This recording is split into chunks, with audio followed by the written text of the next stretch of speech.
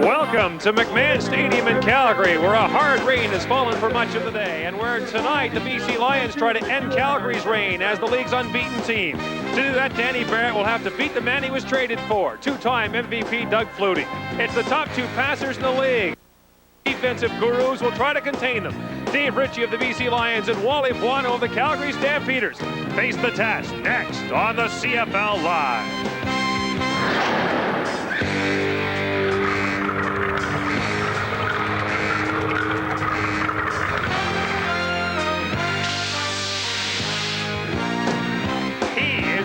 Lions quarterback Danny Barrett,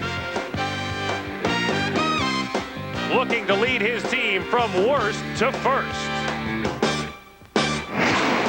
Barrett has already broken the CFL single-game passing record, and now he looks to lead the Lions to a place few thought they'd be, first place in the West. Tonight's game is key in the sense that we're probably going to face each other in the playoffs later this year. And it's important for us to come out and set the tempo early against these guys. He is Calgary Stampeder quarterback Doug Flutie. His defending Grey Cup champion team is 8-0. Flutie is on pace to set the CFL single-season passing record. And he also may do what no player has ever done before, win 3 consecutive MVP awards. It's going to be a very intense game. It's a playoff-type atmosphere, big build-up, the whole bit. The team that doesn't make mistakes and kill themselves will win the game. Tonight, 2 Western gunslingers shoot it out on the CFL Live. Now, I see myself over there in rather a big face.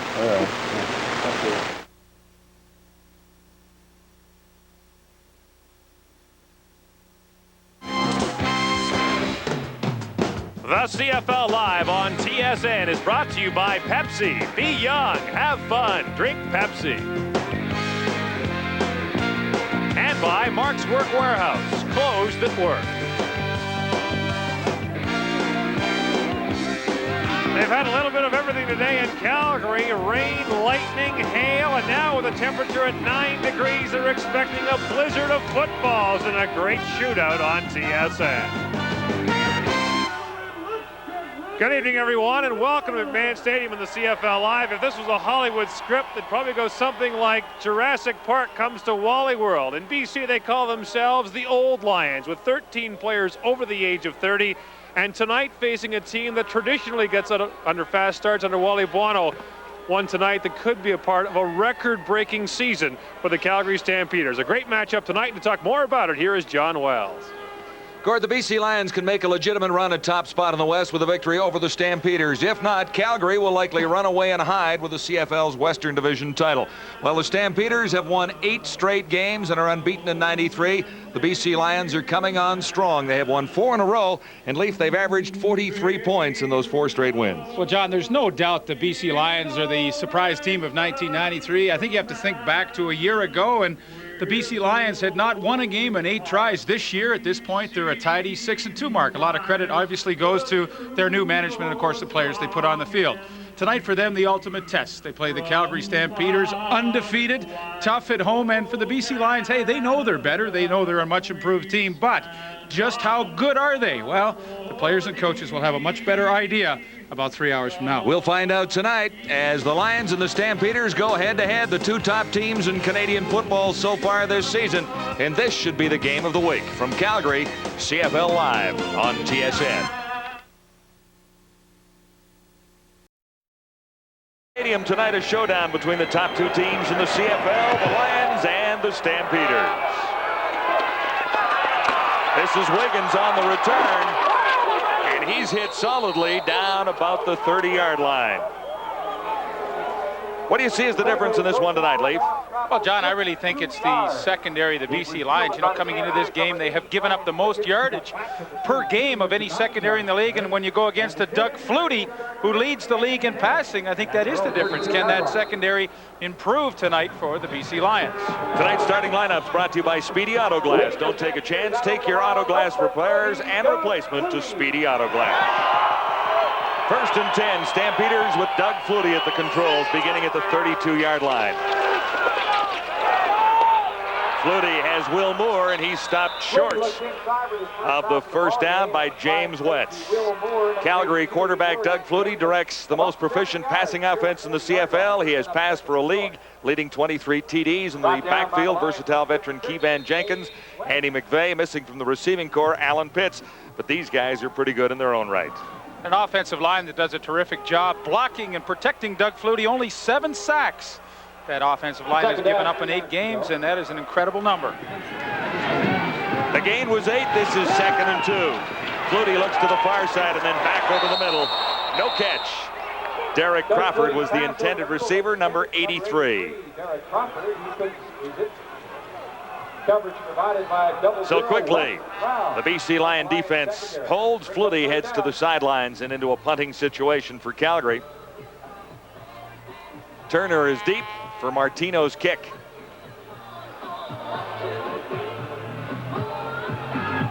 Martino averaging 41.9 yards, as long as 76. Number 21, the lone man back to the Leo.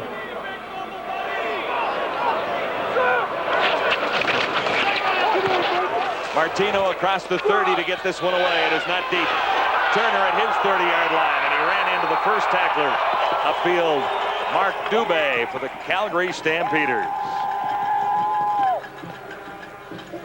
Lions quarterback Danny Barrett has been hot 2 weeks ago. He set a single-game passing record with 601 yards. Returning to the Lions backfield for this one, John Volpe alongside Sean Millington. Starting at wide receiver, speedster Lonnie Turner, and Darren Flutie inside Matt Clark and Mike Trevathan.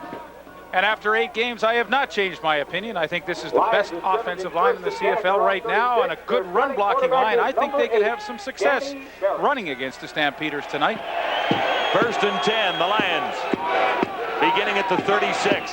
Barrett swings it out for Millington, and that was well read by the Stampeder defense, led by Sreko Zizakovic.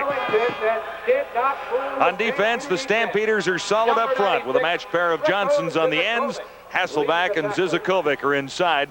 The linebackers Finley Pope and, of course, Alondra Johnson. And a major change in the secondary this week. Junior Thurman is out with the ruptured Achilles, and that means Kenton Leonard moves out to the corner, and Carl Anthony on the other corner. Gerald Vaughn gets to start tonight at inside safety. Previous play, a gain of 1, 2nd and 9. Barrett has time, and then looks for running room. There was nothing there. Eric Johnson with the stop on Danny Barrett that time, so both offenses have had a couple of plays and then got ready to kick it away. Well, usually when you've had a really hard rainstorm and the field is soaked as it is out there right now, the receivers have the advantage, but really on the first series for either club, it looked as though the receivers were really running their patterns gingerly downfield, and both secondaries had great coverage. Coverage forced that sack on Danny Barrett, and they have to obviously give up the football. Is at the 25. Here's the veteran Lou Pasaglia standing back at his 21.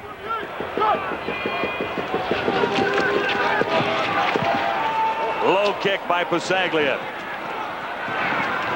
Bouncing to Wiggins, and he draws penalty markers at the 38-yard line. A 38-yard punt by Pasaglia. And we'll sort out the penalty when we return to McMahon Stadium. No score so far, but it's early on the CFL Live from McMahon.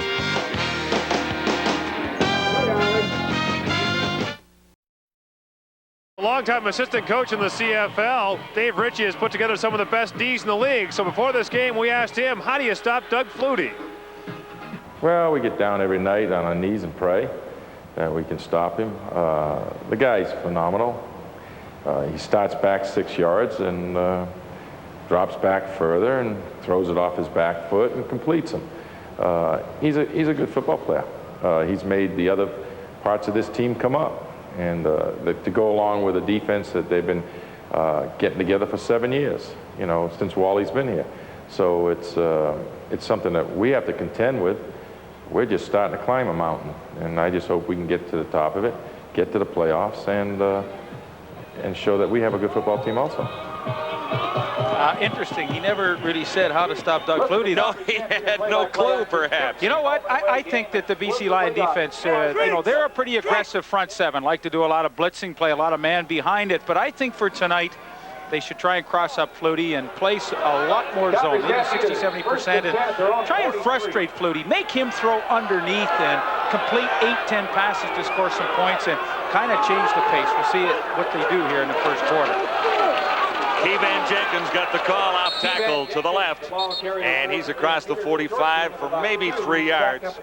Stopped by Kent Warnock. Pretty solid group up front. Warnock, McCready, and Scribner, the non-import group for the BC Lions. Yeah, I can't remember front three for the last few years that I've been covering the game, starting all Canadians, and that is the case tonight for the BC Lions. 2nd and 7 after the 3 yards picked up by Keevan Jenkins. Flutie from the shotgun to his right. Intended it for Wiggins, number 80. Tight coverage that time from Bruce Plummer, number 29, and a little pressure from Zach Allen over there as well. A little bit slippery on the turf at McMahon. There was a heavy-duty rainstorm this afternoon. I see Will Murr working downfield, number 82, and boy, when you go and try and cut off the heels of your shoes on a night like tonight, that's exactly what's going to happen. But the BC Lions, they stayed in his own defense, and they squeezed the lanes down. Flutie really had nobody to throw to there, and I really think that's the key to tonight for them defensively.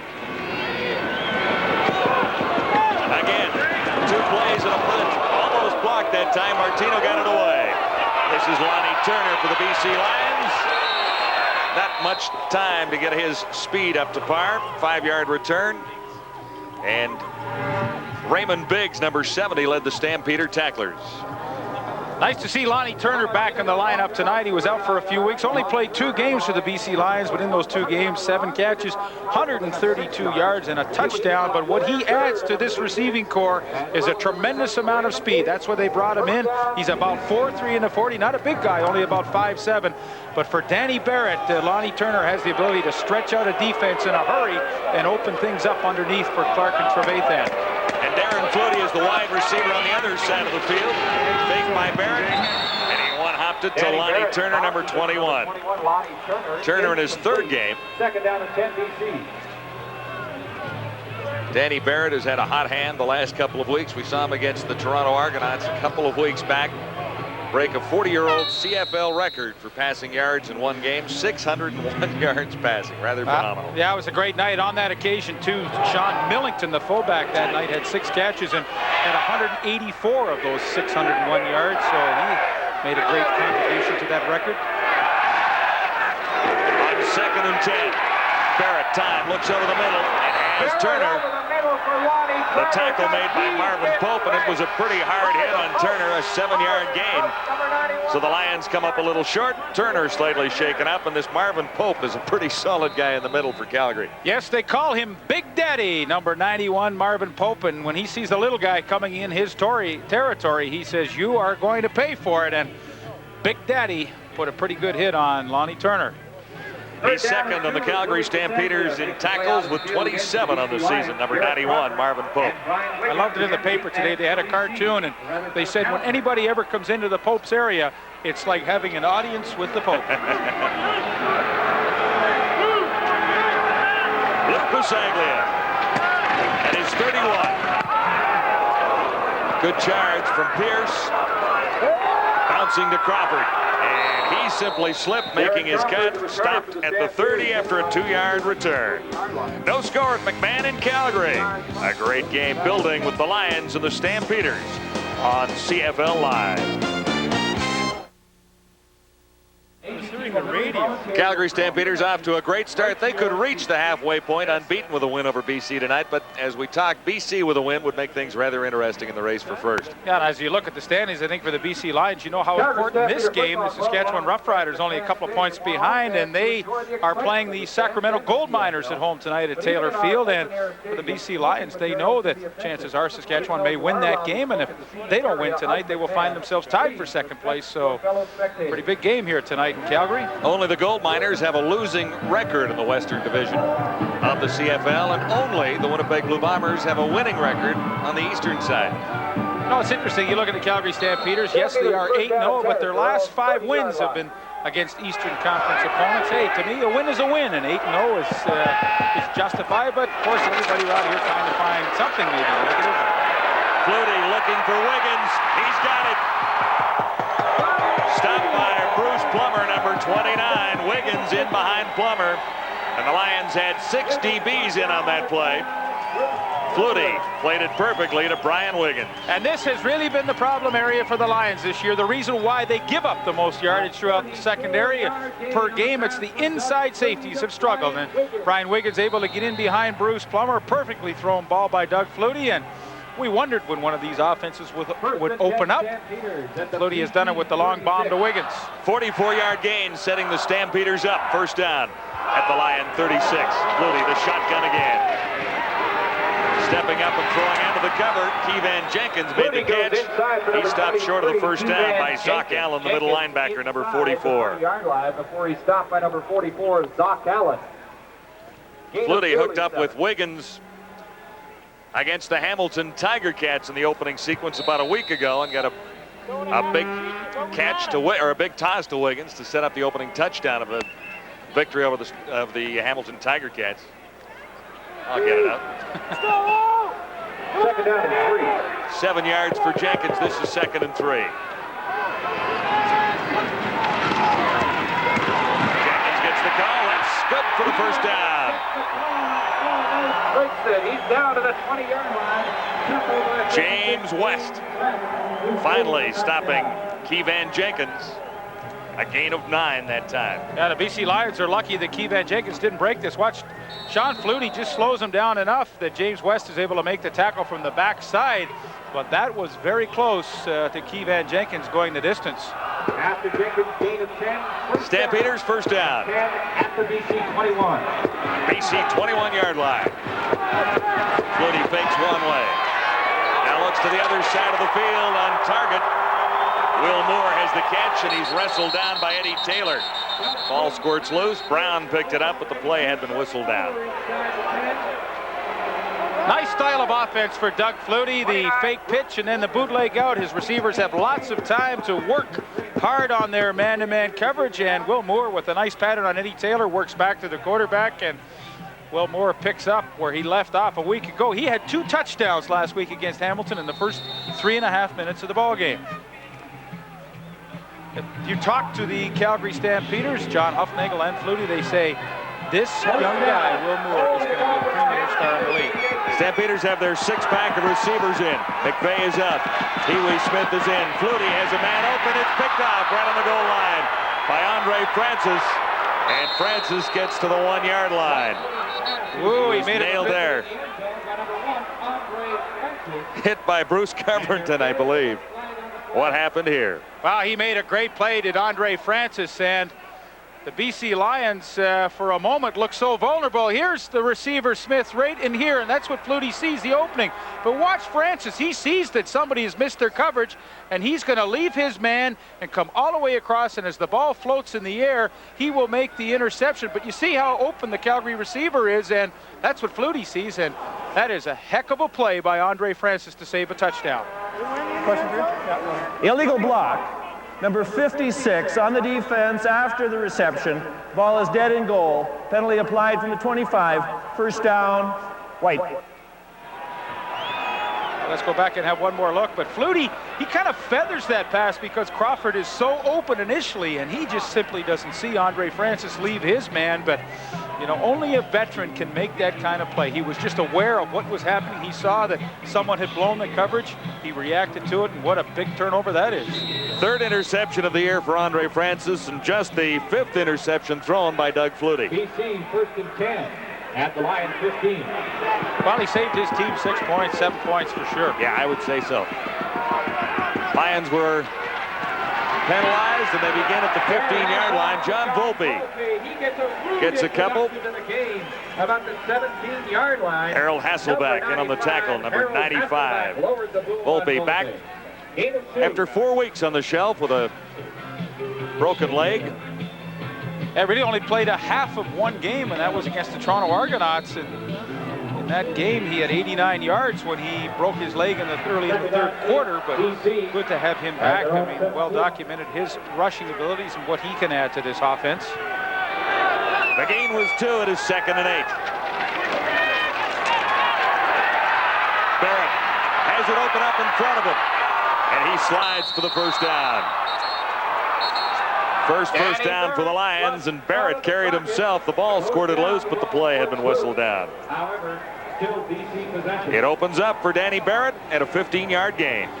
Well, against a very good cover defense as the Calgary Stampeders are, Danny Barrett may have to do that more than usual tonight. And nice job to recognize quickly that no receivers were open and take off downfield. And when the linebackers of Calgary get that deep drop, I think they are a little vulnerable to Danny Barrett running with the football. All you have to do is yell Butterfingers, and we'll be handing out. Still no score at McMahon in Calgary. 5:09 to play in the opening quarter. The Lions have their first down, and they're set up at the BC 32.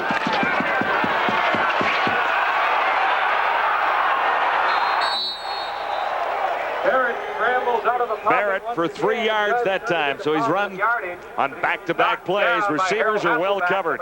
They really are. That time the play action and the bootleg to try and allow Darren Flutie to have lots of time to work his pattern against Carl Anthony, but tremendously close coverage forced Barrett to tuck it under his arm and run once again. But you know, it's worth mentioning again, the field is wet, and usually it's an advantage for the receivers, but from my perspective tonight, it looks like the defensive backs are having a pretty easy job covering those receivers on this wet field. Lions 2nd and 7 at their 35. John Volpe is on the sidelines for this passing situation on 2nd and 7. Spencer McLennan in. Barrett looks to the near side. McLennan couldn't bring it down. There was another receiver in the territory, Matt Clark. I'm not so sure it wasn't intended for Clark. I think it really was, and you have to wonder if McLennan and Matt Clark. McLennan doesn't get a lot of playing time, and that's who Danny Barrett went to immediately after the pass was incomplete, and obviously a mistake. 2 receivers in the same area. Another 3rd down punting situation for Lou Pasaglia, the 18-year veteran of the BC Lions. He has become a precision kicker in later years. He is not getting quite the same distance on the football, but he is very accurate.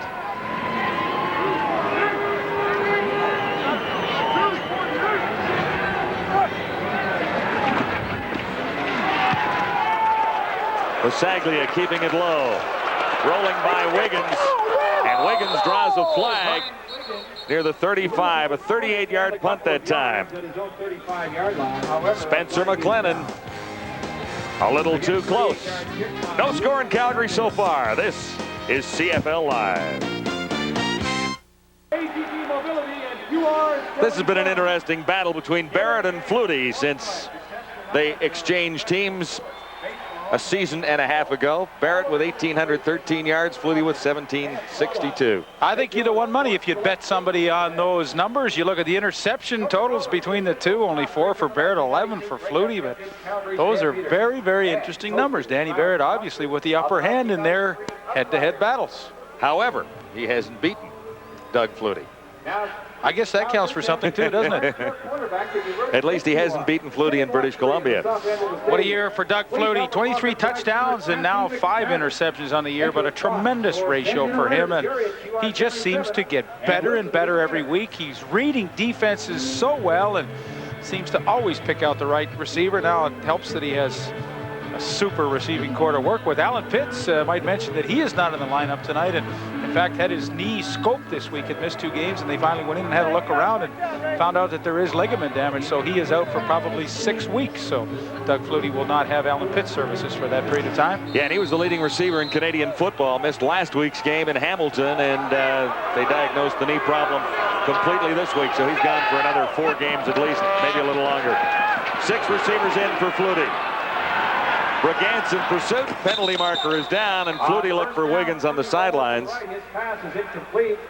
Penalty looks to be going against Bruce Plummer, number 29. Plummer's had a tough night already. 5 games with Winnipeg Blue Bombers in '92. Contact on an eligible receiver, number 29 on the defense. First down. Well, they called Plummer for illegal contact as Moore went downfield. He initiated it about the 15-yard mark, and Early on, it appears that Doug Flutie is wanting to go in Bruce Plummer's area. They got in behind with Brian Wiggins, and now the interference penalty on Plummer. Talked about the problem the Lions have had with a halfback spot this season. They are certainly solid on the corners, though, with Francis and Les Brown, and at safety with Sean Flutie. Yeah, I think it's safe to say that their problems have been inside safety. Keevan Jenkins fumbled the ball, and the Lions look to have recovered out near the 51-yard line. Kent Warnock, number 93, coming up with a loose ball, and there seemed to be a little confusion between Keevan Jenkins and Doug Flutie on the exchange.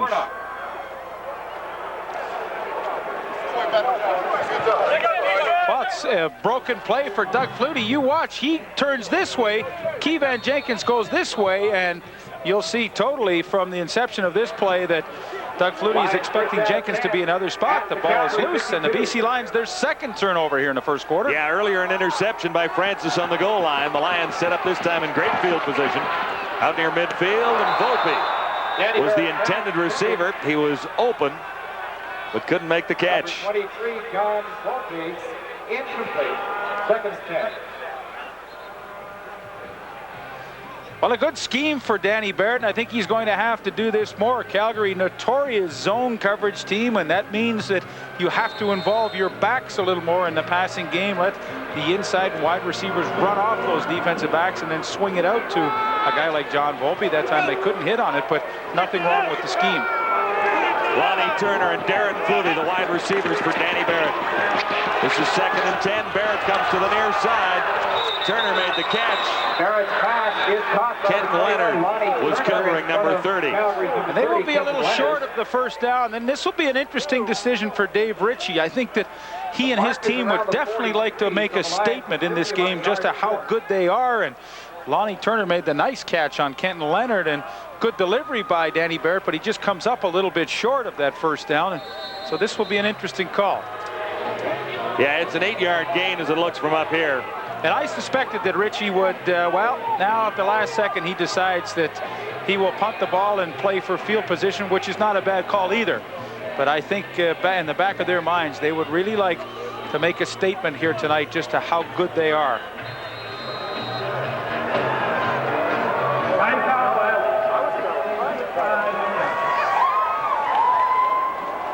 Time count violation against the BC Lions.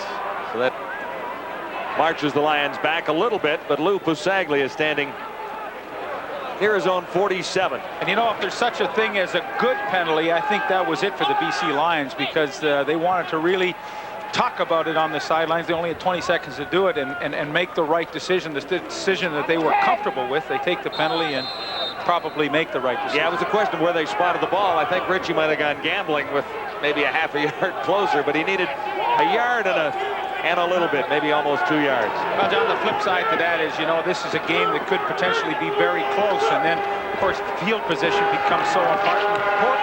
The Lions have a chance to pin Calgary deep. This is Crawford, and there was nowhere to go. Crawford nailed right at the 15-yard line by Donovan Wright. Gord? Well, John, as bad as the field is now and as slippery as the footing is, it was worse about an hour ago when there was a good inch of water almost everywhere on this football field. This is the oldest turf in the Canadian Football League, and Stan Schwartz and the crew here at McMahon Stadium do a great job taking care of it, and that's one of the reasons it's drained so well. The players are saying the footing is actually improving as the game goes on. Follow the Stamps every day, all the way in the Herald. Flutie and the Calgary Stampeders. First down at the 16. 4 receivers to one side, and Flutie comes in this direction. Picked off almost by Sock Allen. I thought he had it for a moment, and he likely thinks he should have. The middle linebacker, Zock Allen. Crawford was the intended receiver, number 83. New scheme for the Calgary Stampeders, 4 receivers to one side of the field, and I have no idea who Doug Flutie was throwing that football to. Knowing Flutie as well as I do, I think a receiver should have been in that area, and he was anticipating it. Sometimes he has to throw that ball before a receiver is ready, anticipating that he would be in the open area. That time no one was there. Now 2nd and 10, Calgary. Flutie gets a little pressure from O.J. Brigance and just got it away. Pee Wee Smith, number 86, was the intended receiver. And it's third down. And it's third down again for the Stampeders. And the BC Lions are doing an excellent job in their zone coverage. And we talked about the footing. Dave Sapungis goes down, but O.J. Brigance, the sack leader, got pretty close to Flutie, and he just had to throw that one away to avoid the sack. But the BC Lions are continuing to play that zone coverage, which I think is a tremendously good idea, and they're having pretty good success with it here in the first quarter. Here's Tony Martino standing almost on his goal line at about the 1.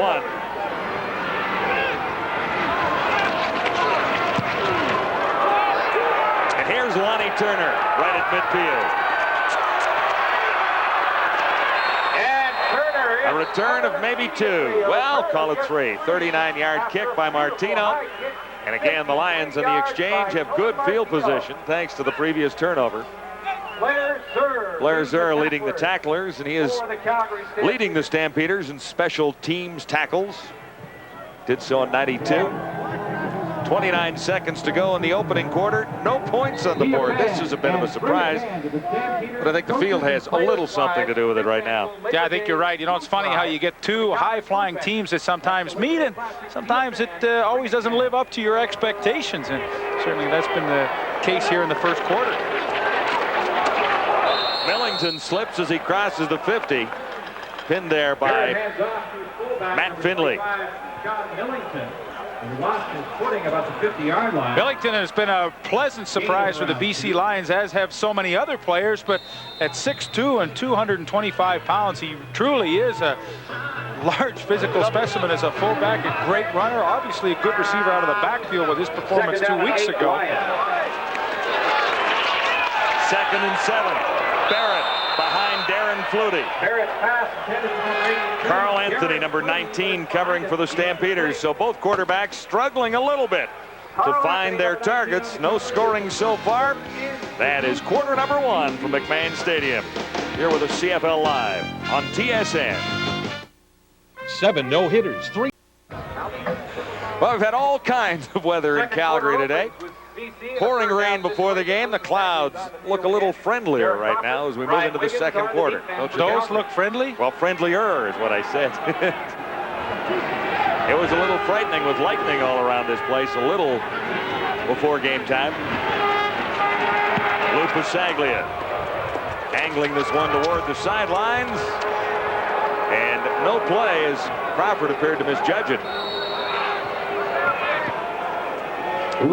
First points of the game, a Lou Pasaglia single. To open the scoring. Here's what happened in the opening quarter. First downs for Calgary, 4 compared to 1 for the Lions. Passing yardage favored the Stampeders as well. 2 turnovers by the BC Lions. Yeah, fumble on the exchange from Doug Flutie to Keevan Jenkins, and then of course the only good drive that the Stampeders had was snuffed out with the Andre Francis interception in the end zone, and that was the story of the first quarter. A pretty sluggish first quarter offensively for both teams, but on the other hand, I thought a pretty solid defensive quarter for both teams. After giving up the single point, Stampeders begin at the 35. 6 pack of receivers in for Doug Flutie, and he hands off to Keevan Jenkins. Kind of shoveled it ahead. Jenkins short of the first down, but he has 8 yards. Met by Eddie Taylor, the right defensive halfback. This is what happens when you spread out a defense with 6 receivers. You obviously are a little vulnerable in the middle, and a good call to draw. Nice blocking up front, and for Keevan Jenkins, he gets through the point of attack cleanly and into the secondary. Eddie Taylor with the tackle, but that's what spreading out that defense can do. On 2nd and 2, Keevan gets the call again, and Keevan has the first down. He's still going, breaking a tackle by Sean Footie, and grabbing extra yardage. Footie finally caught up and made the tackle, but Keevan had an extra 15 for a total of 25 yards. Watch Rocco Romano, the left guard, come around and seal off Covington there, and a nice hole for Keevan Jenkins to work up through. And the Calgary Stampeders, you know about their solid passing game, but when they add this dimension to it as well, They are really tough offensively to stop. A gain of 25, setting the Stampeders up at the 42. Flutie, shotgun. Keevan gets the call again. On the receiving end this time.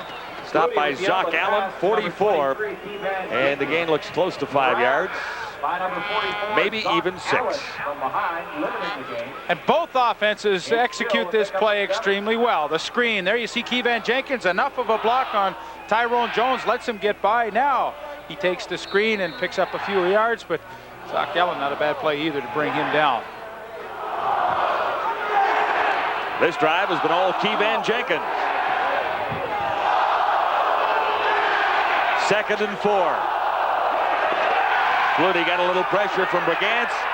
Look for Crawford. And he made the catch. Derek Crawford. Sean Flutie made the tackle.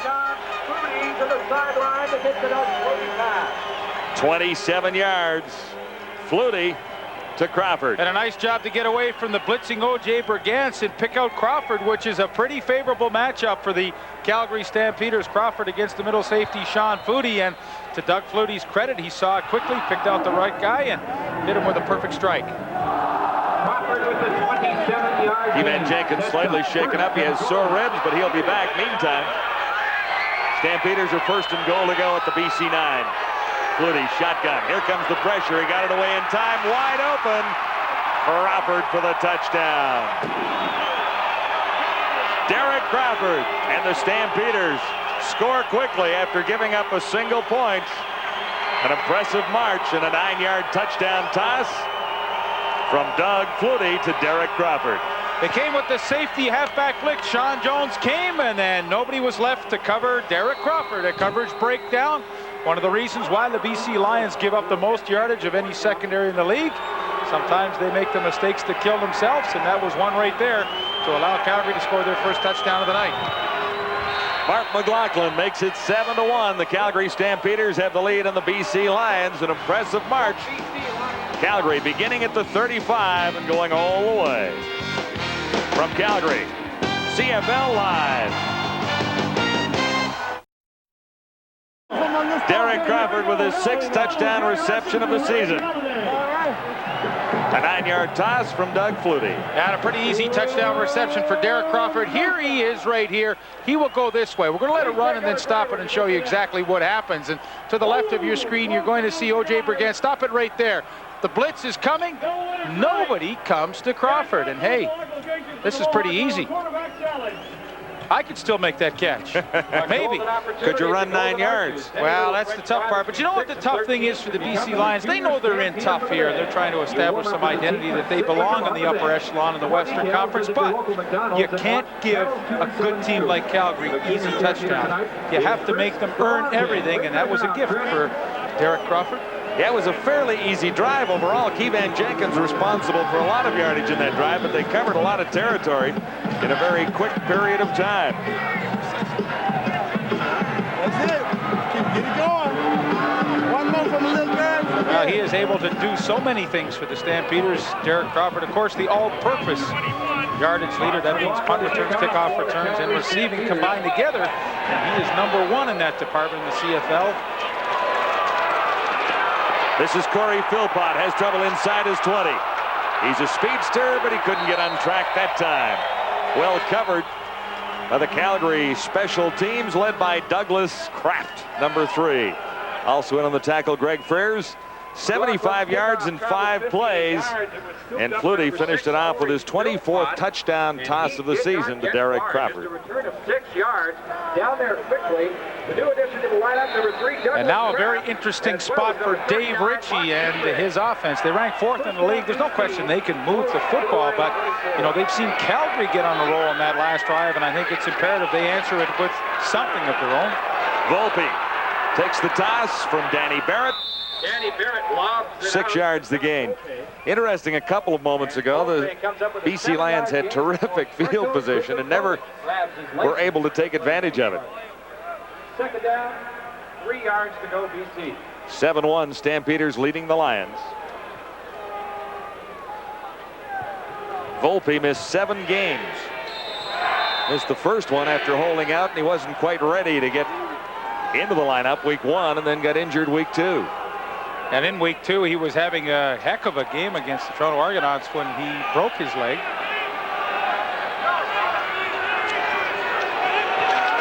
Second and 4. Barrett to the near side. Turner made the catch. No, he didn't. Couldn't hang on. Number 21, Lonnie Turner, and he had enough for the first down. So again, the Lions send out the kicking team.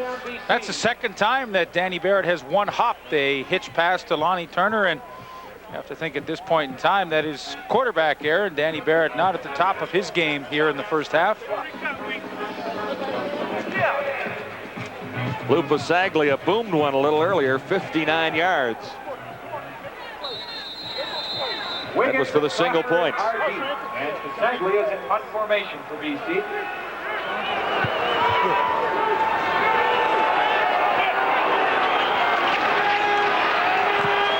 No rush on Pasaglia. This is Crawford. Derek Crawford heading to the near side. Needed a block, but he still gets out to the 40, so the Stampeders have decent field position. Brigance made the tackle, an 11-yard return. First down, Calgary, when we return to the CFL Live from McMahon.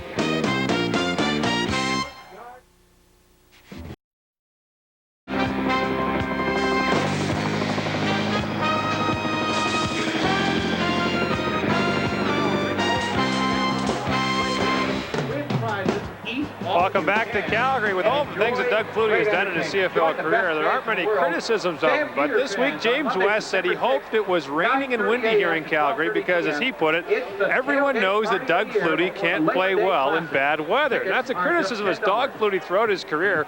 There are some who say it's because he has small hands and has difficulty gripping the ball in the cold.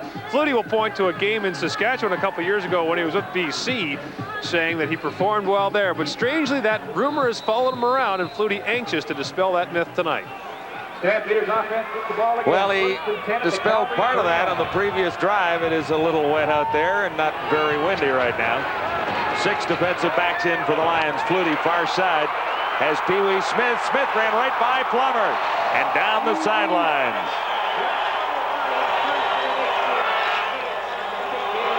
Sideline.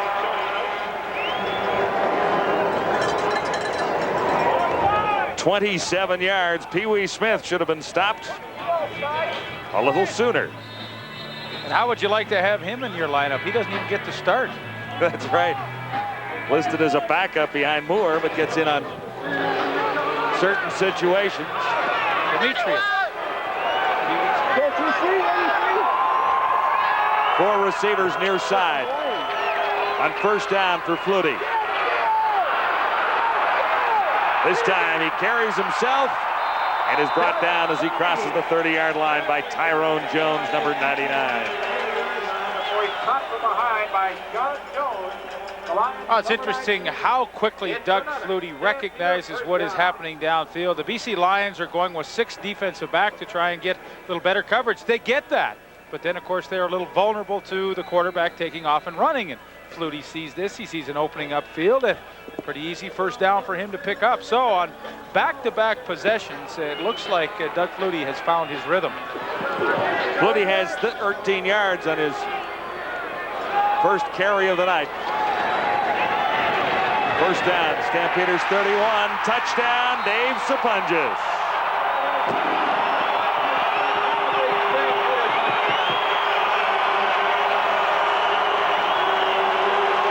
First catch for Sapunjas, and it's a touchdown.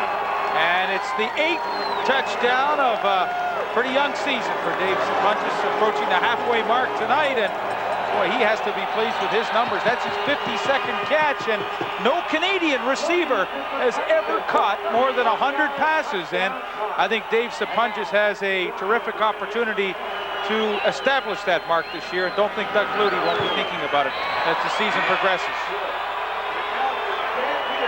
Back-to-back touchdowns for the Calgary Stampeders on impressive drives engineered by Doug Flutie. Calgary leading BC 14-1. Celebrating his 8th touchdown interception this season. Quite a play by the Stampeders. It really was. You know, they caught the BC Lion defense in a 3-deep zone, and that means that Sean Foodie has this area in the middle. On the outside, Les Brown has that up here in the short flat. So what does Stampeders do? As soon as he clears that defensive back, in this case it's Eddie Taylor, the ball is in the air, and Sean Foodie just doesn't have time to react over from his middle safety spot. But this is exactly how you attack a 3-deep zone. Try and hit the seam right down between the corner and the middle safety, and the Calgary Stampeders make it look pretty easy. Two impressive drives by Doug Flutie make it 14-1. Stampeders leading the Lions. Well, it becomes a difficult thing for the Lions. How do you defense at Doug Flutie? They've tried the zone. I think it's a good scheme to try and play it. They have to tighten down the zones, but hey, sometimes you just got to say that this team we're playing against is pretty awesome. Dave Stampeders is part of a receiving group and an offense that has performed at an extremely high level for into 9 games now this season.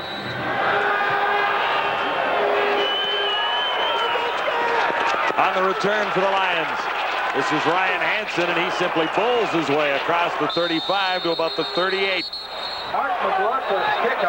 50-yard kickoff, 18-yard return, and the BC Lions will be first down trying to get back into the ball game after giving up back-to-back touchdowns to the Stampeders. And worth another look to go back and just see how nicely they executed it. And once again, it's Doug Flutie's ability to read the coverage, react to it quickly, throw the football to the right area when he sees what kind of defense he's throwing into, and gosh, he makes it look so easy. Yeah, 3 plays, 71 yards, and a 31-yard touchdown toss to Dave Stampeders.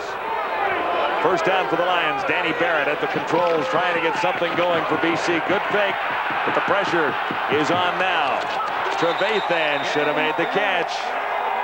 And Lion receivers have dropped a couple so far tonight. Trevathan should be disappointed about that.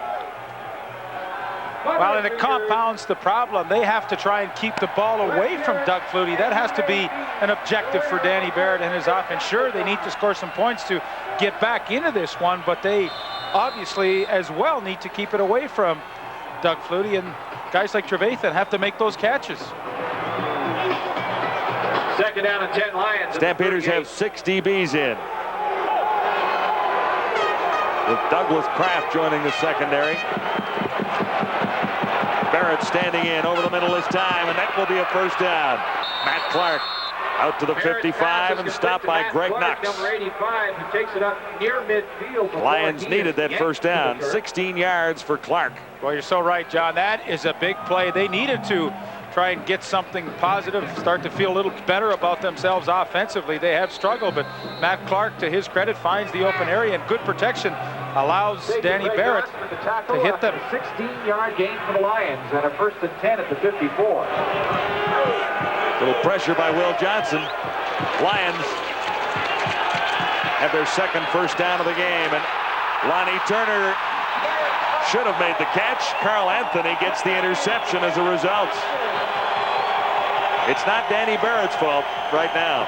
This is tough for Danny Barrett. He throws a strike. Turner has it, bobbles in, and Carl Anthony takes it on the fly. And of course, that will be his second interception of the year. So when the BC Lions are struggling and things just get a little worse, ball that should have been caught, boy, you get a great look at it there.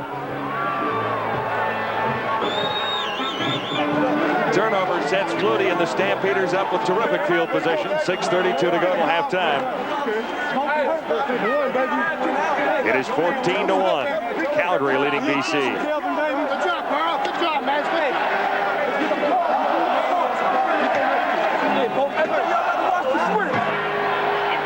There's an injured BC Lion on the field. It's John Volpe, number 23.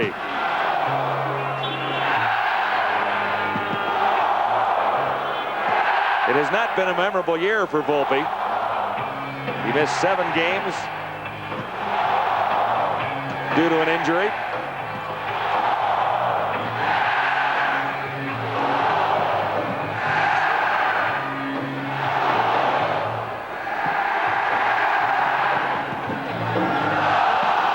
Well, with the Calgary Calgary Stampeders off to an undefeated start. There's naturally a lot of talk about Doug Flutie, Alan Pitts, David Sapunjas, and the like, but the Calgary defense has really been overshadowed in this outstanding Calgary year. And playing tonight without Junior Thurman, they felt they had something to prove, and they talked about it on the sidelines during the first quarter, that shutting down Danny Barrett and putting up an impressive performance was their major goal tonight.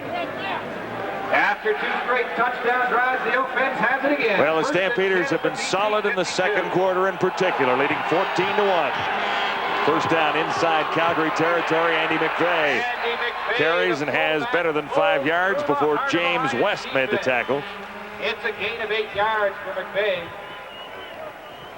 Taken down by number 56, James West. Second down. About 1.5 to go. McVeigh 19 for 67 on the season. Solid blocker for Keevan Jenkins. And Jenkins gets the call this time. Cuts inside and gets the first down at the 40. Tyrone Jones, 99 for the Lions, made the tackle. And that is going to be enough for a Stampeder first down. Ty Jones, number 99 on the tackle. So now the Calgary Stampeders decide to just try and grind it out for a little while and chew some time off that clock. And of course, Keevan Jenkins becomes a big part of that. And you know, one of the reasons why he has been so successful for so many years is the Calgary Stampeders don't overuse him. He gets to carry and touch the ball through kickoffs and receiving and running the ball about 16, 17 times a game, and that's just about right to keep him healthy. 3 receivers to the far side of the field, and Flutie looks back to the near side this time. Sapunjas makes the catch inside the 25. Eddie Taylor covering on Sapunjas, who scored the second touchdown of the game for Calgary just moments ago. 16 yards here. And boy, has he ever worked hard at his craft throughout the last couple of years. 2-time Grey Cup Canadian MVP in back-to-back seasons, and fearless coming across that middle. And that's one of the things that I've always liked about watching Dave Sapunjas. He's got a huge heart and never afraid to take that hit over the middle, and that's why he has caught 53 passes so far in 9 games. First down, Stampeders, 6 defensive backs in for the Lions. Keevan Jenkins was the intended receiver, and Les Brown got over to tip it away at the last moments. There, and still 0, Les Brown has time to recover. Incomplete, second down. Another sensational season for Les Brown. Well, they don't go in his direction all that often, do they? Not a great deal. You know, he's been a CFL leader in interceptions a number of times and has a couple this year, but that time Doug Flutie thought that Keevan Jenkins had snuck in behind him, but that's why Les Brown is so tough. He'll let you think that, and he's so confident that he can react to it and break it up as he did there. Second and 10. Flutie avoids the pressure and found Pee Wee Smith down at the 15. James West made the tackle. Flutie got on 11 of 16 for 198 yards. You know, this is interesting. This is the exact same play they ran the last time, and Smith just sits down in that open spot as he did in the previous play where they tried to hit Keevan Jenkins. And he came back to the huddle, obviously, and said to Flutie, run it again. They didn't cover me, and Flutie, to his credit, said, okay, we'll go back to that one. We didn't hit Jenkins, but we'll hit you underneath. Exact same play. That time they picked out the right guy.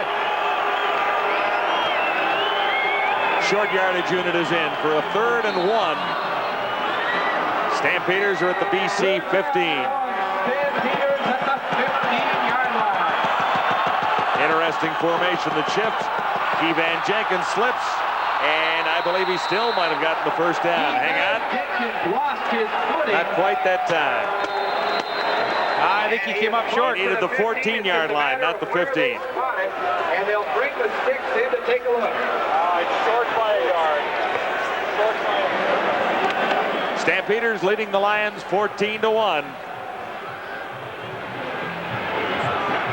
Now you wonder about the players tonight, and a lot of guys spat their shoes, and that means tape along the bottom, and that can be very slippery. But you know, for Keevan Jenkins, he doesn't do that, and he just simply lost the footing as he tried to pick up that first down, and in doing so came up a bit short. That'll be Calgary's 3rd turnover of the night. There you see, when you cut, on a wet field on your kind of downhill ski there. It slides out from underneath you. Yeah, you don't want the weight on the downhill ski on a football field. No, you got to plant your weight on the ball of your foot on that outside leg, not on the inside. Third turnover by the Stampeders. Lions are 1st and 10 from the 14. Philpott was the intended receiver. Barrett off target. See, we use analogies from other sports to get Certainly. the point across. 3 minutes to go till halftime with the Stampeders in control, leading the Lions on 2 touchdowns in the second quarter. From McMahon in Calgary, CFL Live. If you had said at the start of this season that the BC Lions would be 6-2 at this point, you would raise a lot of eyebrows. The Lions have done that. Danny Barrett has a reason. I think it all starts with management. Bill Comrie is an excellent owner. He brought in Eric Tillman, which brought in Dave Ritchie. He's a player's coach, and he brought in players that want to play for him. And we enjoy playing for Dave, and I think that's the key. We're having fun. We're enjoying what we're doing, not only because we're winning, but we're getting better each and every game. And I think a lot of that has to be attributed to our management and our coaching staff as well. They work very hard at getting us prepared to play. And one person that Danny Barrett didn't mention that I think he would have liked to was Joe Powpow, the offensive coordinator who calls all the plays for Danny Barrett. And he, too, is a huge reason why the BC Lions have had such success on offense this season. Barrett has not put any big numbers on the board so far tonight, 5 of 13. In the passing department, just 39 yards. He's had a couple dropped, however. Trevathan a few moments ago. Lonnie Turner has dropped at least one.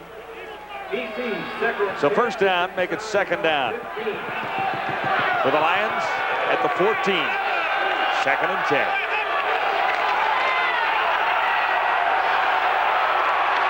Barrett far side. Flutie makes the catch. That's Darren Flutie, and that'll be a first down. Barrett on the run finds number 82, Darren Flutie on the sideline. Stopped by Greg Knox, a gain of 23 yards, and that's the first catch for the younger Flutie tonight.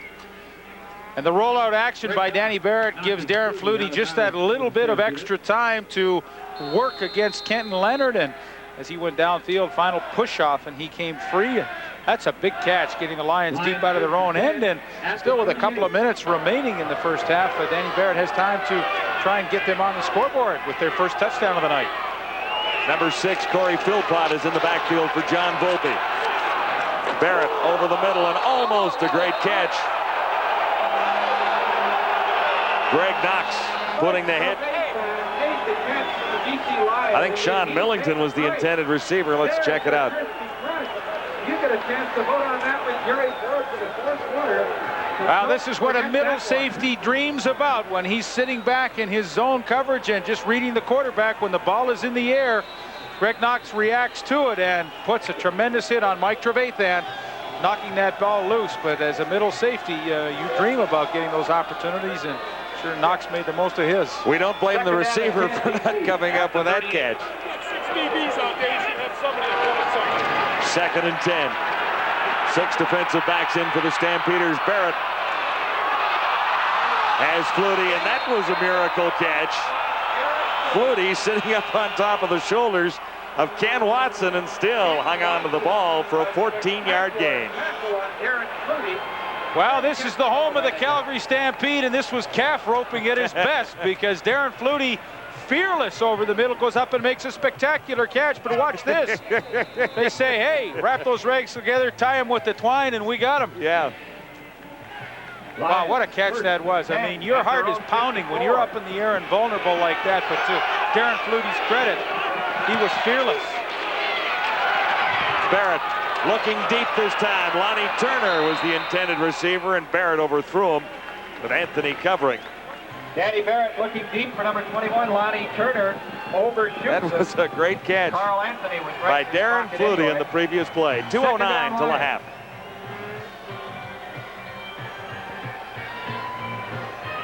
Lonnie Turner, noted speedster, but he wasn't quite fast enough that time. Let's go back one more time and have a look at that Darren Flutie catch. I mean, this is worth seeing twice.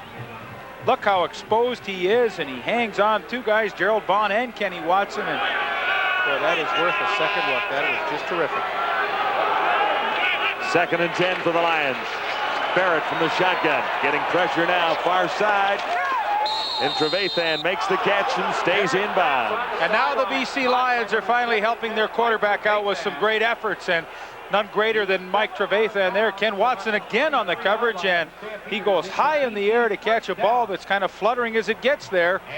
Slipped out of the hand, but watch how he keeps his feet in bounds. Only need to keep 1 foot in bounds, obviously, in Canadian football, but that is a nice effort and certainly makes up for the one that he dropped earlier. And the BC Lions now finally got something going here late in the 2nd quarter. 13-yard gain for Trevathan. On the previous play, 1st and 10. Lions now at the Stampeder 43 with Calgary leading 14-1. And 2:03 to go till halftime.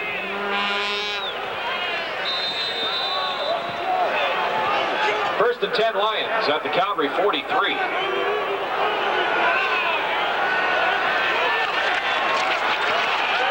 Barrett has time, looking deep, and Flutie was the intended receiver. Barrett missed by about 5 yards. Two Stampeders overshot him. 2nd down, 10 BC. Now it's 2nd and long, and Barrett has overthrown Flutie and Lonnie Turner on this drive. Well, you know, sometimes it's not all that bad to air it out. You know, sure, they didn't complete the pass, but you plant the seed in the secondary, in the minds of the secondary. The Calgary Stampeders said, yes, they want to try and go deep, and more often than not, that will open up in the intermediate routes, and Danny Barrett's receivers will have a little more room by throwing that long bomb occasionally. From the shotgun on 2nd and 10, Barrett gets pressured. Away from 1, and on target. Matt Clark made the catch, and he'll have a 1st down, and a penalty marker comes down on Carl Anthony, a 12-yard gain. Goes out of bounds near the Stampeder 30-yard line. Yeah, Alondra Johnson got a little pressure on Barrett, and he got away from it neatly. Yeah, and so Matt Clark does a nice job working on 38, Gerald Bond. See how he takes him straight upfield and works him to the inside and then breaks it back outside, works back to the quarterback, and that was a textbook out pattern by Matt Clark. And well, you're right. Danny Barrett did a super job to elude the pressure, get himself some extra time to find Clark downfield. The penalty added on to the gain sets the BC Lions up. 1st and 10 at the Stampeders 16. 1st and 10. Philpott couldn't make the catch. Alondra Johnson with Philpott. Barrett also hit the turf. A minute 45 till halftime. Pretty interesting combination tonight. They have Philpott and John Volpe both playing the same position in the lineup tonight, and of course Philpott the better receiver of the two, and he is in on this situation where receiving will be important for the backs of the BC Lions. 2nd and 10, Lions at the Stampeders 16.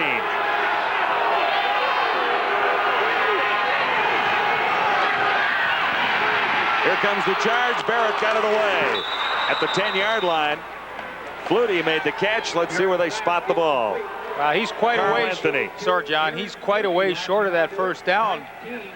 Darren Flutie went down about 10 yards, but then as he worked back to the quarterback, he lost that 1st down yardage. He's coming back, and he loses about 3 yards there, and they come up actually about 3 yards short. Solid pressure by Will Johnson, forcing Barrett to unload perhaps a little sooner than he wanted to. Well, I mean, he made a nice catch, ran a nice pattern, but I think, you know, when you need 10, you got to go 12 and work your way back. And although he makes the catch, it goes on the statistics. He really didn't help the team that much there because they wanted a touchdown. They didn't want to have to settle for the field goal, and Flutie cut that pattern off a little bit short.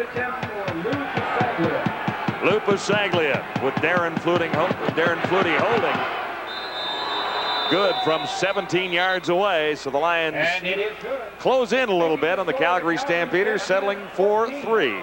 10-point ball game at 14-4. And a very positive drive for the BC Lions as the offense finally gets on track. Danny Barrett looked very comfortable on that possession, and worked his receiving core nicely, and the BC Lions come out of it with a Pasaglia field goal. And what they did more than anything else was take a little the sting and momentum out of the Calgary Stampeders and recapture a little bit of their own.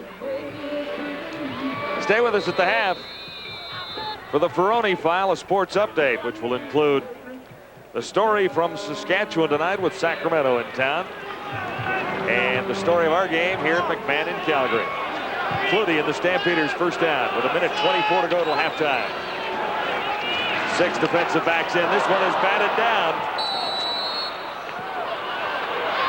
O.J. Brigance thought that he might have had an opportunity to come up with that ball and was batted into the air. I think it was O.J. Brigance who batted it in the air and almost had a chance to get his own tip. The sack leader in the CFL so far this year with 10. O.J. Brigance in his 3rd year in the CFL, and when he came in as a rookie from Rice, he looked good as a rookie, and he's just been one of those players that has been able to get better and better every season.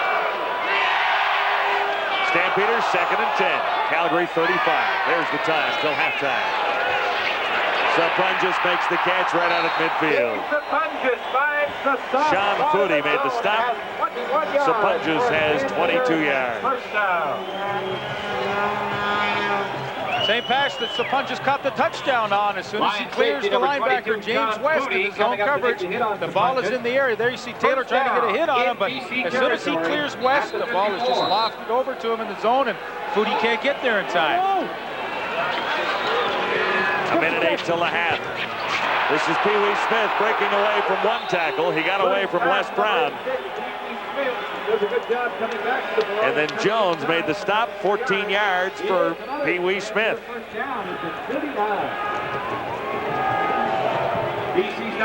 Flutie has been able to march the Stampeders in the 2nd quarter. 58 seconds till halftime.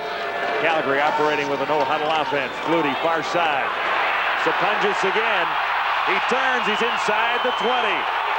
Brought down at the 9-yard line by Bruce Plummer, who had to catch him from behind. 30 more yards for Dave Sapunjas, who's having a whale of a quarter. Well, the BC Lions try to counter with a 6th defensive back, Sean Jones, and Dave Sapunjas on the out with the spin move and picks up a lot of good extra yardage here. But once again, I think it's the time that Doug Flutie is being afforded to throw the football tonight. His offensive line has done a terrific job. The BC Lions only rushing 4 people on that in that case, and lots of time for Flutie to pick out Dave Sapunjas downfield. Half a minute to go till halftime. 1st and goal to go. Stampeders at the 9. Flutie. Too far for Derek Crawford. Bruce Plummer was covering. Now 22 seconds remaining. Well, we talked about a few things that the Lions could do on defense, and one was to try and play a zone and frustrate Flutie by making him throw underneath it. Well, that's good, but you know, you also have to try and get some pressure on him, and for the most part in this first half tonight, the BC Lions haven't been able to get close to Flutie. Not surprising, his offensive line has only given up 7 sacks this year, but if the Lions can't get some sort of pressure on him, it's going to be a long night. 2nd goal to go at the 9. Flutie. Touchdown, Sapunjas. 5 catches for 108 yards. 2 touchdowns, all in the 2nd quarter. Dave Sapunjas.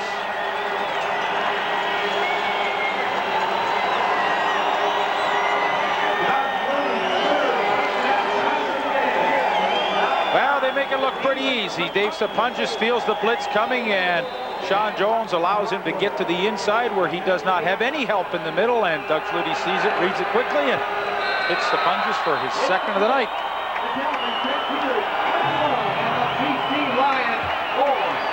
An amazing display by number 20, Doug Flutie, and number 25, Dave Sapunjas. Well, this is what Doug Flutie is seeing. He's got Sapunjas here, and with the blitz coming, he knows that Sapunjas has the inside position, and it's pretty easy for him to work to the inside on the post. Let it run, and Flutie is looking all the way for him, and for Sapunjas, a pretty easy catch. And with Doug Flutie had 1:24 when they took the ball. And yeah, there's time remaining till the half, Lee. That only took about 1:07 to get all the way. Well, he used the clock so nicely, and Sapuntis with some good catches, and gets his second touchdown of the night. It's now 21-4, Calgary, with 3 touchdowns in the second quarter, leading the British Columbia Lions. And you've got to keep the football away from Doug Flutie on a night like this.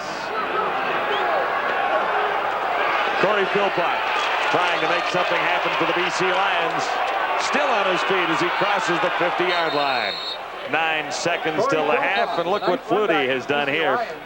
6 plays to cover 75 yards, and he finished it off with his second touchdown pass to David Sapunjas. Well, the Calgary Stampeders had a rather sluggish first quarter, but have certainly made up for it in the second. Doug Flutie now able to pick apart that vulnerable BC Lions secondary, and Flutie is looking down the middle all the way there, as he knows Sean Flutie has vacated that area, and he's got a pretty good matchup with Sapunjas against the newcomer Sean Jones, and Sapunjas with his second. 9th touchdown of the year for Sapunjas. Time running out on the Lions in the first half. Barrett, this could be the last play of the half, and Barrett's had no one to throw to, so it's down the sidelines, and unofficially 1 second remains. Will Johnson supplying pressure on Danny Barrett that time, and that's happened earlier in this ball game.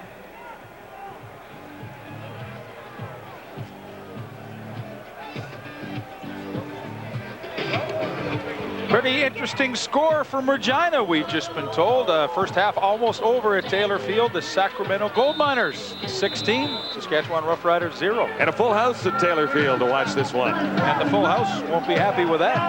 That's a long way from over, though. There you have it.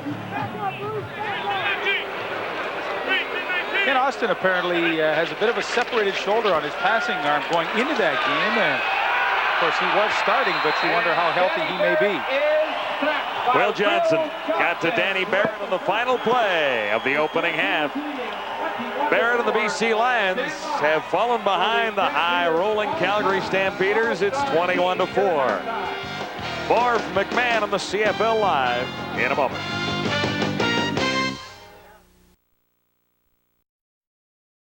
Go a quarter without scoring a touchdown, but then in the second quarter they scored 3. 21-4, Calgary leading the British Columbia Lions, and a rather awesome display by Doug Flutie in the second quarter here at McMahon tonight. Well, you said it took them a while to get started, but once they did, they were off and running with a very, very solid second quarter. And Derek Crawford, you know what they did tonight? Alan Pitts was telling me at halftime, he's up here in the booth, he said they put a new formation in tonight just for the BC Lions where Derek Crawford would be in the backfield, and he snuck out, and the first time they used it, the results were pretty good as he got the touchdown. And for James West, he had to try and cover him, and that was a long way for him to go. You see Flutie recognizes it so quickly, got what he wanted out of that formation, and there's Crawford wide open for Calgary's first touchdown of the night.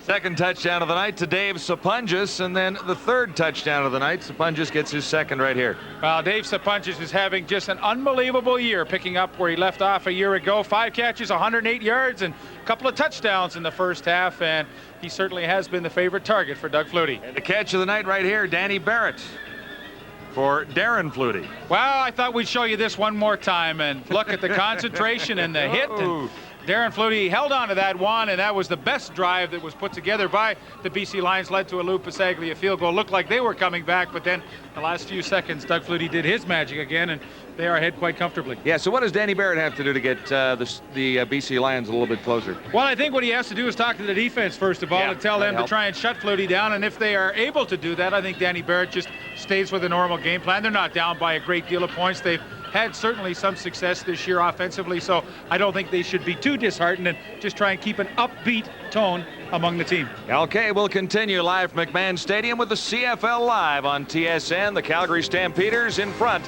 21-4 at the half.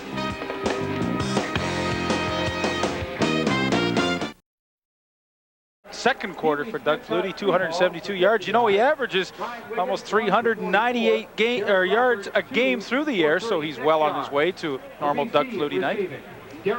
Closing in on 19,000 yards passing in 3.5 years of Canadian football. Lonnie Turner, 2 for He is something else.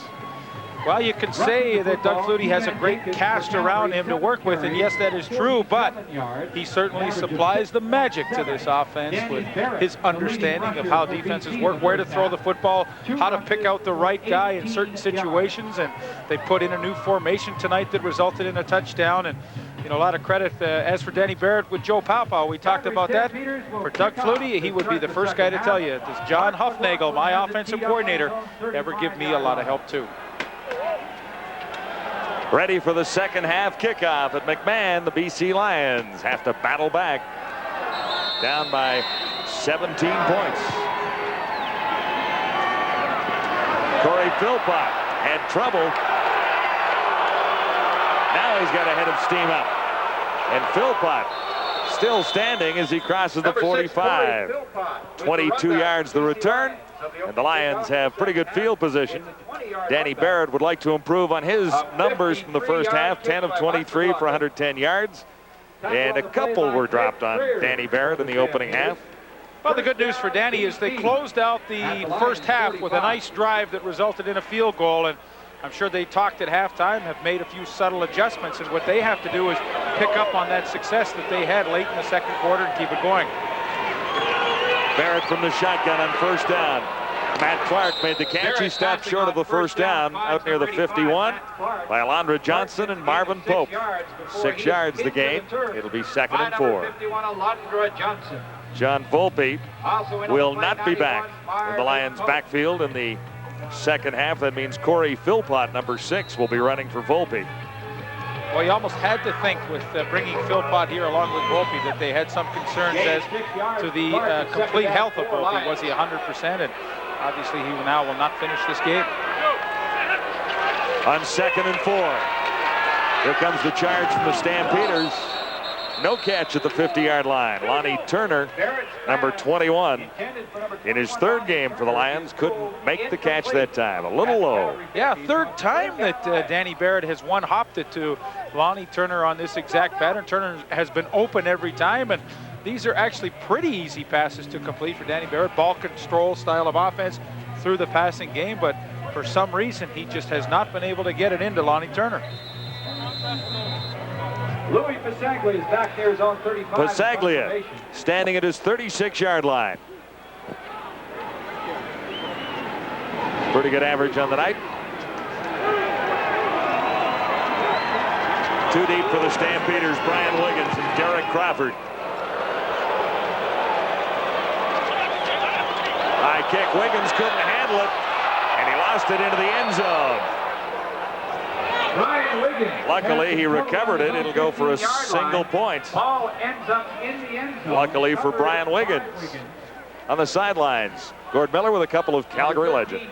Yeah, John, if you're a fan of the CFL, you know these guys. John Helton and Tom Forzani among the players honored for the Calgary Stampeders all-time all-star team. John, you look like you could still play. Not at all. I can stand here and watch real close, but not out on the field any further than this. Tommy, you look at this Calgary Stampeder team now and the things that it's done. Could you imagine that they'd be able to put it together like this in the short time they've done it? Boy, they're playing, well, exceptional. If they're going to go back a long ways, they're going to have to come back a long ways to find out anybody else better than this team right now. Tom Forzani, by the way, one of the first players to wear gloves, not quite like these red ones we've got here to keep us warm on the sidelines, guys. 1st and 10 for the modern Stampeders of 1993 with Flutie at the controls. And fired a little high for Will Moore, number 82. That's Will Moore. It was over his head, and that takes him to it.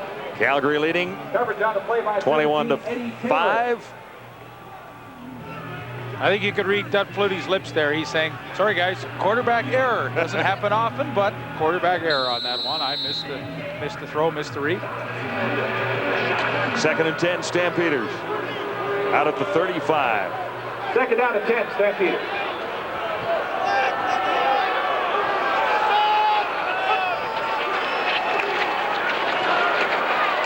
Flutie can't find anyone open, and he's caught from behind. Flutie cannot get away from the BC Lions rush. Kent Warnock, number 93, for a 4-yard loss for Doug Flutie.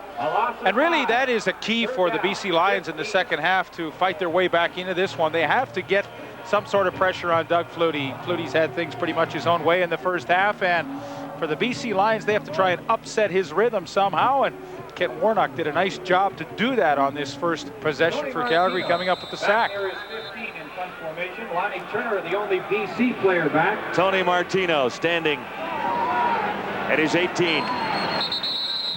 And this is whistled down. Martino a high punt, and Philpott couldn't make the catch even though the play was whistled down. No, Philpott has had some difficulties hanging on to the football on kick returns.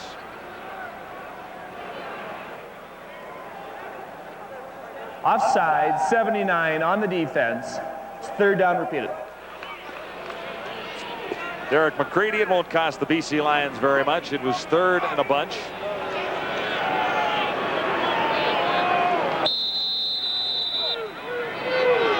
Martino gets to punt 5 yards closer.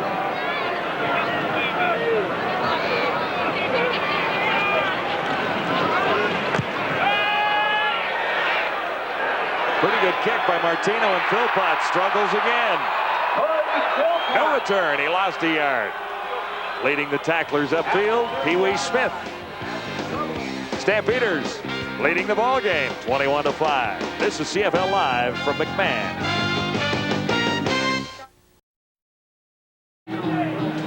John Huffnagel, very responsible for the offense that the Calgary Stampeders run.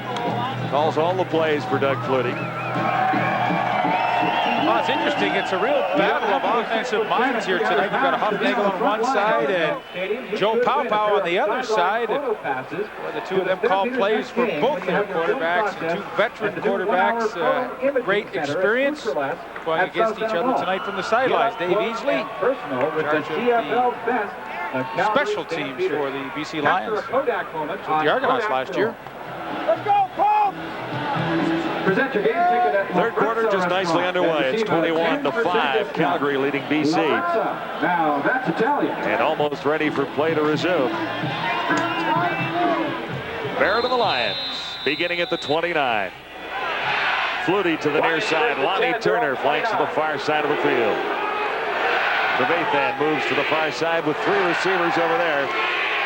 Philpott got the call. This is Corey Philpott, and he's bulldogged down near the 35 by Alondra Johnson. And Alondra Johnson rammed him to the solid on kick returns. Philpott is the fastest of the British Columbia Lions. Ooh, I might argue that. Lonnie Turner might argue that. Well, someone said to me that today, as a matter of fact. I don't know if they've had them out on the track or not. I know one thing, though, that Corey Philpott has done a fine job in replacing John Volpe this year. He is a pretty good rushing back, but I think his forte is catching the football out of the backfield with his tremendous speed. And he has 3 touchdowns and only 8 receptions this year, a nice ratio. The gain was 6. This is 2nd and 4. Barrett to his left. Sees an opening and grabs the first down himself. Danny Barrett decides Will to carry Johnson the made the tackle. 8 yards for Danny Barrett.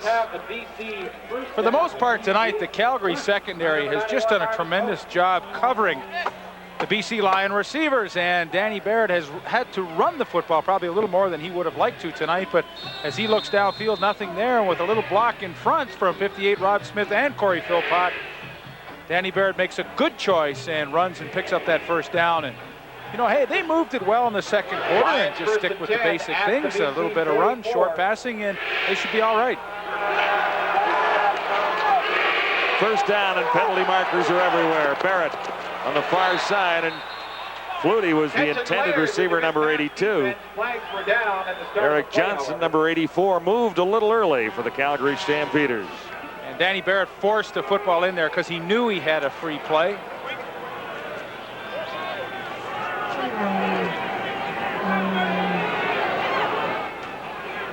Offside, number 84 on the defense.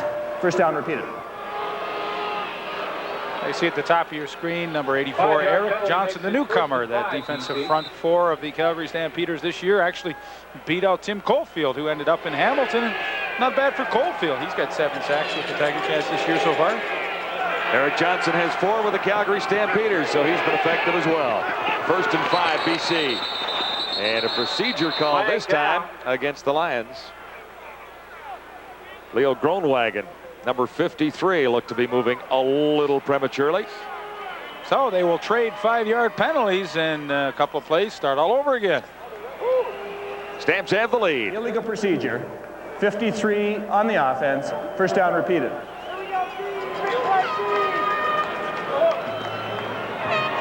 Leo getting a little bit of a jump there. So back we go to 1st and 10. And back to the 44-yard line.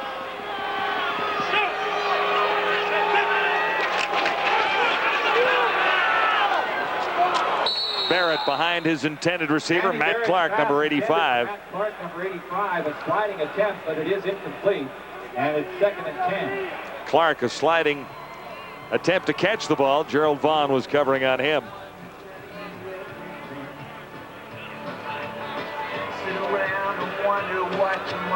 Well, the Calgary Stampeders make a real adjustment here. Now they take out Sreko Zizakovic and Marvin Pope, add 2 defensive backs. Number 6, Greg Freres.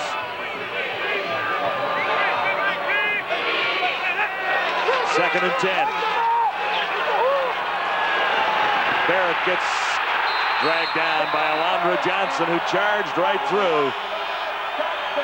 Well, you have to give the defense of the Calgary Stampeders credit, and that's Don Southern. You know, they put 7 defensive backs. Douglas Kraft comes in, and Greg Freres comes in, and you know, they just had such good coverage downfield that when Barrett broke the pocket, number 51, Alondra Johnson, was able to spy on him, make the tackle, get the sack. But, you know, 7 defensive backs really shut down the BC Lion receiving corps, and Barrett had nowhere to go. Well, you know you've got speed as a linebacker when you can duck underneath the block. In that case, it was Sean Millington, and still have enough speed to get back to the outside and pick up the sack. On 3rd and 21. Lou Pasaglia back near his 19.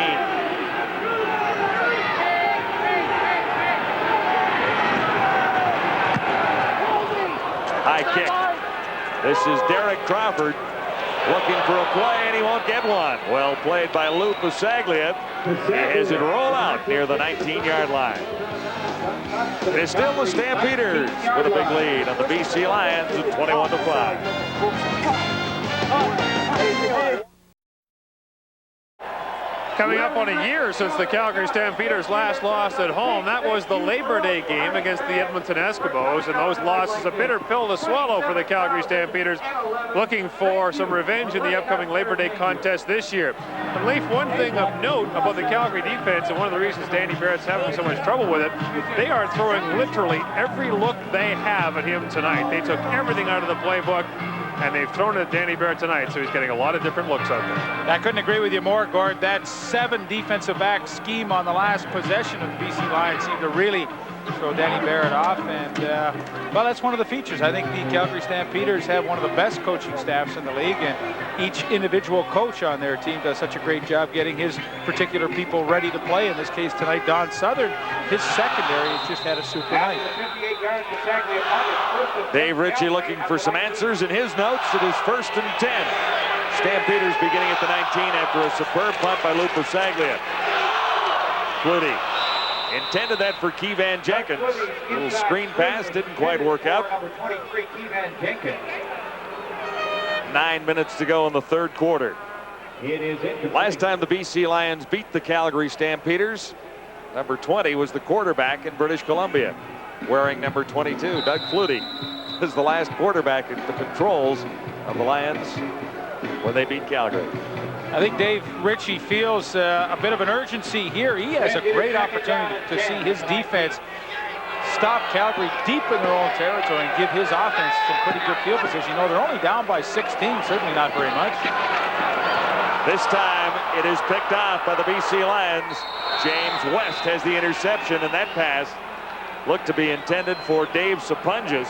Doug Flutie's pass is intercepted by number 50. A couple of times tonight, Flutie's been able to feather the ball just over the top of James West into Sapunjas, but that time James West, to his credit, gets a much deeper drop. You're going to see it to the left of your screen, and with the surgery on his thumb, a little difficult to make the catch, but he's able to do so. There you see the cast on the right thumb, but what a huge break for the Lions, and the defense has forced the turnover. James West's first interception of the season. Yeah, the second toss tonight by Doug Flutie. And only the 6th of the season, 4 turnovers by the Calgary Stampeders. Let's see what the Lions can do. Trevathan made the catch. He's well short of the first down, around the 25-yard line. Matt Finley made the tackle. It is a 4-yard gain. With the catch in between Matt Finley and Marvin Pope. Little clear out, Trevathan trying to come underneath. The idea here is to be able to catch the ball quickly and then try and pick up an extra few yards running the ball, but Matt Finley reacted so quickly, Trevathan had nowhere to go. Marvin Pope is out there, 6 defensive backs in for the Stampeders. On 2nd and 7. Millington couldn't make the catch. He was in the clear. Oh, Sean Millington had a terrific opportunity to beat a defense. Danny Barrett reads it perfectly. Here's Knox, who's come up from the middle. He's coming on the blitz, and Millington goes out here. There is nobody to pick him up, and you'll have a look at what Danny Barrett sees. Man, oh man, that's maybe a touchdown if he can hang on to the football.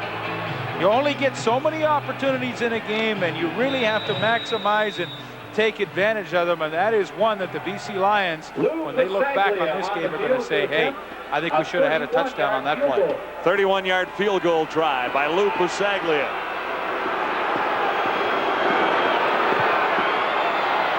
Penalty marker is down. The kick is wide and through the end zone. However, there are Stampeders look to be offside.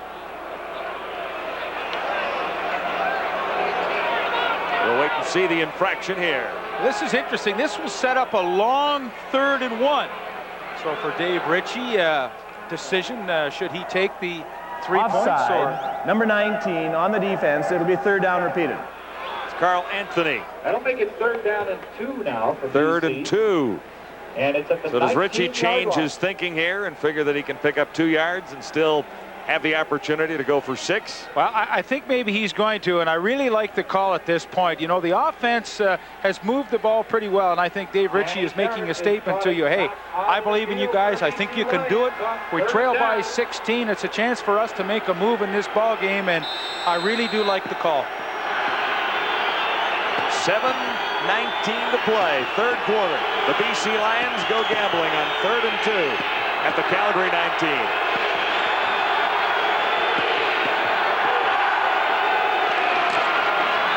Philpott gets the call, gets a big hole. He's inside the 5. And now it is a brilliant call by Dave Ritchie. 15 yards for Philpott. And the Lions keep this drive alive. I don't think Joe Paopao, the offensive coordinator, didn't have anything to say in this matter too, but you know, Ritchie's a player's coach. He made a statement. I believe in you guys. I think you can do it.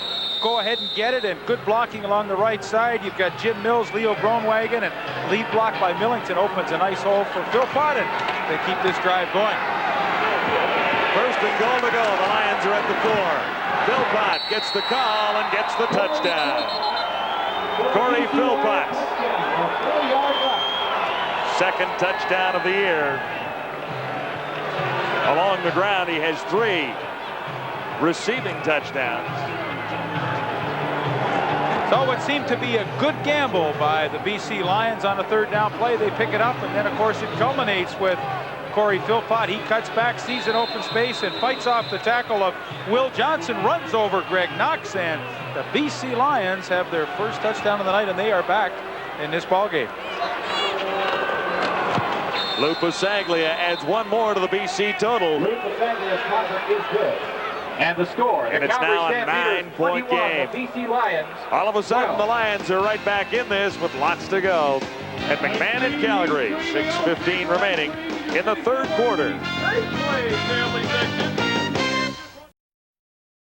A couple of key runs by Corey Philpott, and the BC Lions are right back in the game, trailing 21-12. Philpott couple of yards on 3rd and 2, and then the touchdown here. Nice cutback by Philpott right there, and he's able to go underneath the high tackle of Will Johnson into the end zone. And now it seems like a pretty astute move to put him into the lineup as their designated import tonight, and maybe in anticipation that John Volpe wasn't 100%. So Philpott gets the play. He gets the touchdown. There it is, 5 plays, 28 yards. And that's after the turnover, the interception. Interception by James West, and gamble on 3rd down, and Philpott ends up with the touchdown. And the BC Lions, to their credit, have fought their way back into this game, and boy, at least shifted that momentum back on, or to their side a little bit. 3 carries and 26 yards for Philpott, 1 for a touchdown. Lions averaged 43 points in their last 4 games, all victories. So we knew the offense had to be there somewhere. They'll need a few more to get right back into this game, though. Keevan Jenkins on the return. He's out across the 35 and stopped by Sean Jones. Takes it out over the 35. What a turnaround for the BC Lions from 92 to 93. A year ago, they were 0 for 8. Now they're 6 and 2, and in a battle for top spot on the West. Well, it's certainly for so many reasons why they have changed the ownership. Danny Barrett talked about that. It's solid. The management is solid. Eric Tillman certainly brought in some interesting players, and Dave Ritchie has gone with a veteran group that he has gone with, and they played well for him. Wiggins to the near side on 1st and 10. Stampeders. Flutie got it away for Sapunjas. Sapunjas away from 1 tackle, and then brought down by Eddie Taylor, number 17. James West missed the 1st tackle on Dave Sapunjas. Some kind of night. Little play action. Sapunjas just slow blocks and sneaks out into the flat, and James West is right there, but he simply overruns the play, and to his credit, he will get back up and get in on the tackle. We got to love James West. He came in and said, hey, we will beat this Calgary team. No ifs, ands, and buts. We're a good team. And, you know, more often than not, he is able to support his big talk with the play on the field. This is 2nd and 2, and not that time. Hands to number 23, Keevan Jenkins. Glenn Scribner. A brick wall at the 45-yard line. Stop on Keevan Jenkins, number 72, is Scribner.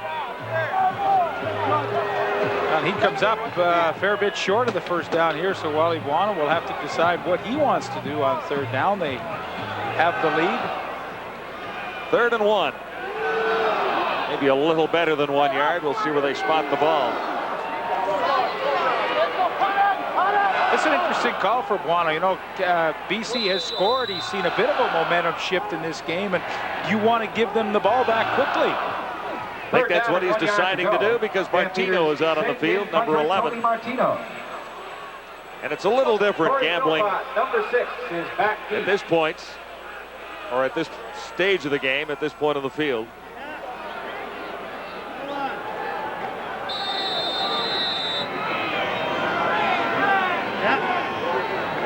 Martino standing at his 32.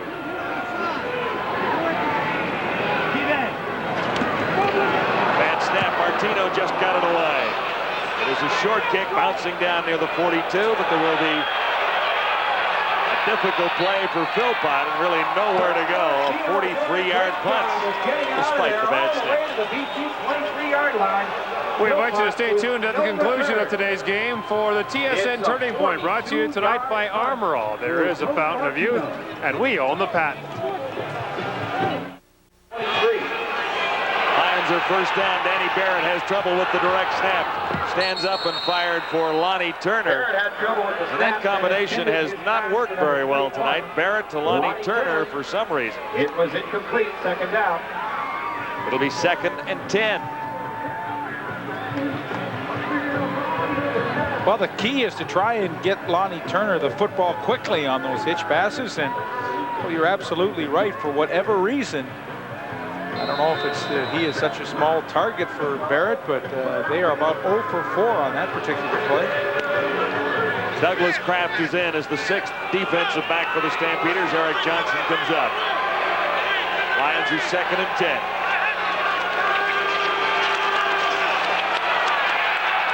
Barrett looks deep. Flutie makes the catch. And a big one in front of Kenton Leonard. Darren Flutie has had some big catches tonight. This is the biggest right here for 45 yards and a great move by Darren Flutie. Yeah, pretty crafty receiver, and he's working on Kenton Leonard, who is playing his first game on the corner tonight, replacing Junior Thurman. A little stop and go. He gets Leonard to bite, and then he gets the inside position. That is a spectacular throw by Danny Barrett. And a pretty wonderful catch by Darren Flutie. A 45-yard gain, and the Lions have an opportunity. 1st and 10 at the Calgary 42. Philpott, and not much running room for Corey Philpott that time. Sreko Zizakovic, number 96, was waiting the ball carrier for the BC Philpott. Lions. He is hit hard at the 40-yard line. Gain is 2. The Stampeders, you look at the defensive line with the two Canadians playing at the tackle spots, Harold Hasselbeck and Sreko Zizakovic, both have an interception this year. That's rather interesting, isn't it? Hasselbeck got his in the first game of the season against Matt Dunnigan. Sreko Zizakovic, he is a tremendous athlete. He can run, catch, punt, long snaps. He's the backup long snapper. Doesn't he play the accordion too? I'm not so sure about that. 2nd and 8. Barrett looking deep into heavy coverage. Matt Clark, one of 2 receivers in the area. Gerald Vaughn might have tipped that ball, number 38. Pretty tough struggle for Matt Clark downfield. A lot of contact with Gerald Vaughn being created and pushing and shoving, trying to get some position. At the end of it, it looked like Clark had a pretty good chance to catch that football, and I'm not sure that Vaughn maybe distracted him at the last second, but for Danny Barrett, I don't think you can ask him to throw any better a pass than he did right there. Good protection from his offensive line to see downfield, and Clark maybe should have had that one. Lou Pasaglia tries a 47-yard field goal. His longest of the year is 48. And Lou is on target. So the Lions creep a little closer to the Calgary Stampeders. It is a 6-point ball game now at 21-15. Oh, you really get the feeling that the BC Lions have come here and come out in the 3rd quarter and taken back the momentum of this game. And the one good thing that they have done offensively is move the ball well enough to keep it away from Doug Flutie, who has had a pretty good night. Yeah, Flutie had a great 2nd quarter. Almost 300 yards passing and 3 touchdowns. Sapunjas has had a superb night as well. The Lions have roared back in the 3rd quarter. Well, that's the storyline from the first half, but the story has been Danny Barrett in the second half here, coming up with 10 points in the 3rd quarter. And they have fought their way back, and Wally Wano, no one knows better than him that when a game shifts in momentum, somehow, some way, you have to try and get it back in your favor, and Doug Flutie will try and do that on this next possession. 1:56 to go, 3rd quarter at McMahon in Calgary.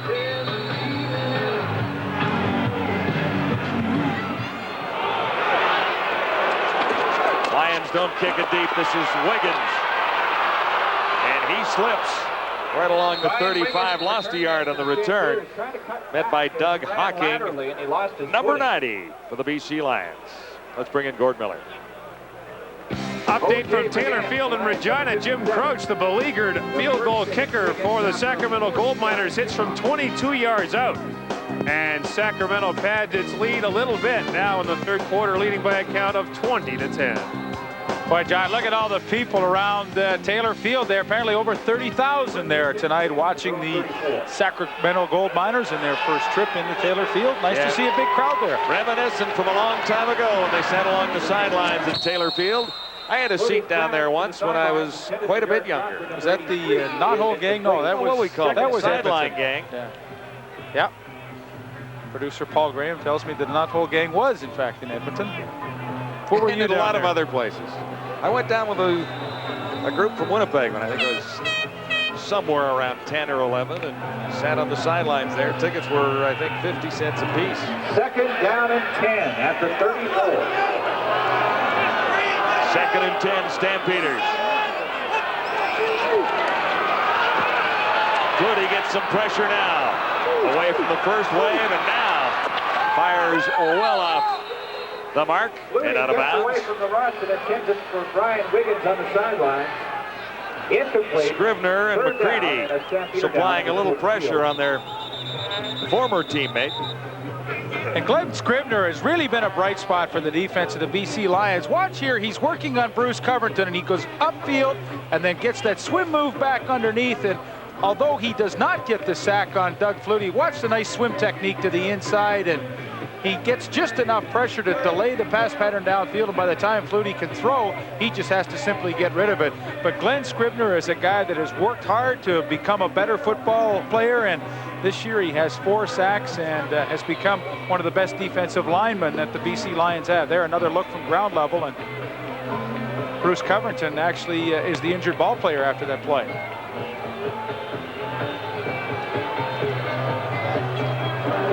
Stampeders had 21 points in the second quarter. The BC Lions have scored most of their points here in the third with 1:10 remaining. It's 21-15. Covington is up in his second year in the CFL. He was an outstanding rookie last year for the Calgary Stampeders. Well, if you want an interesting statistic on him, he's never missed a game now in 2 years for the Stampeders. Tony Martino, he's never been called for a holding penalty. You talked about that last week. Yeah, we did Calgary and Hamilton, but it's certainly worth repeating. Martino for the Stampeders, standing at his 20.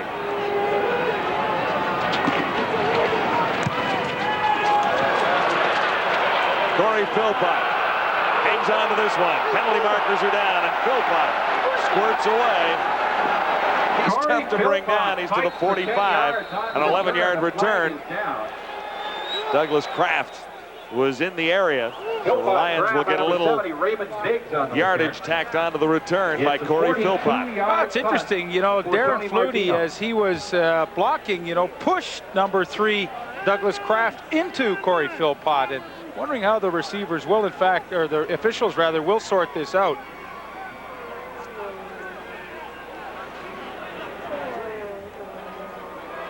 There's no infraction on the play. First down. Yeah, I think that's a good call by the officials. You're going to see right here, there's Flutie on Douglas Kraft, and watch as Philpott is going to make the catch. Flutie pushes him into it, and he can't avoid the no yard. So the officials got together, sorted it out, and I think they made a very intelligent call on that. Absolutely right. It'll be first down. Actually, they could have called Flutie for blocking from the rear, or at least illegal use of hands. BC, first and 10. Lions are at the 45.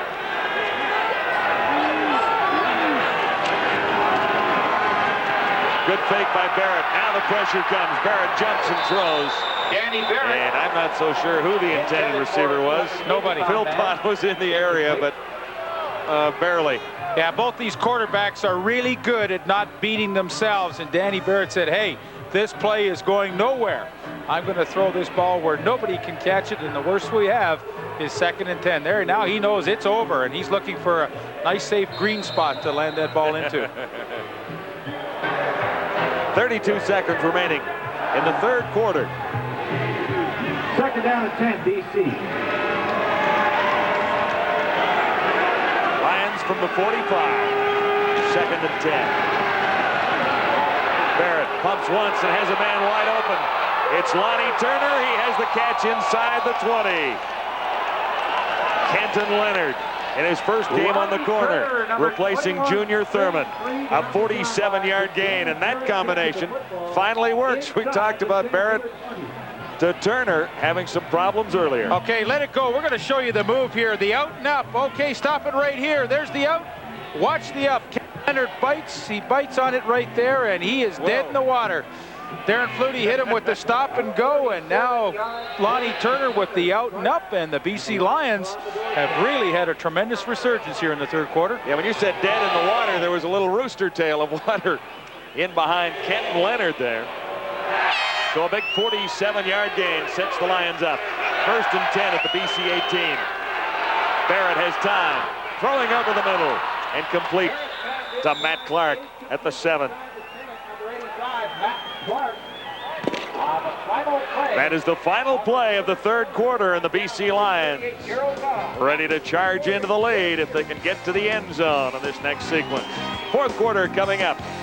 Calgary in the lead at 21-15. Fourth quarter, it's been a rather interesting football game. Very little scoring in the opening quarter. The BC Lions scored 3 times in the second quarter to take the lead at 21-4 at halftime. With the Stampeders 21-4 at halftime. Now the Lions are pouring it on third quarter, and we begin the fourth. Here's Barrett getting some pressure, looking to the end zone. Into the corner, and no catch. Darren Flutie was the intended receiver. And he ran out of room. But he's not allowed this second and goal. Well, it was a nice catch, but he just could not keep the feet in bounds. Yeah, as he takes possession of the football, no question he is out. Nice catch, though.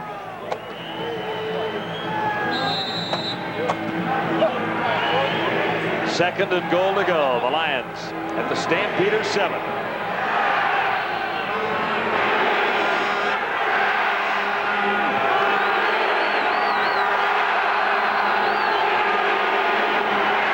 From the shotgun on the corner, touchdown.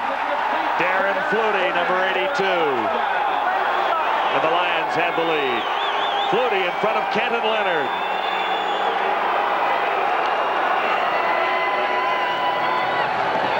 Give Danny Barrett a lot of credit for this comeback.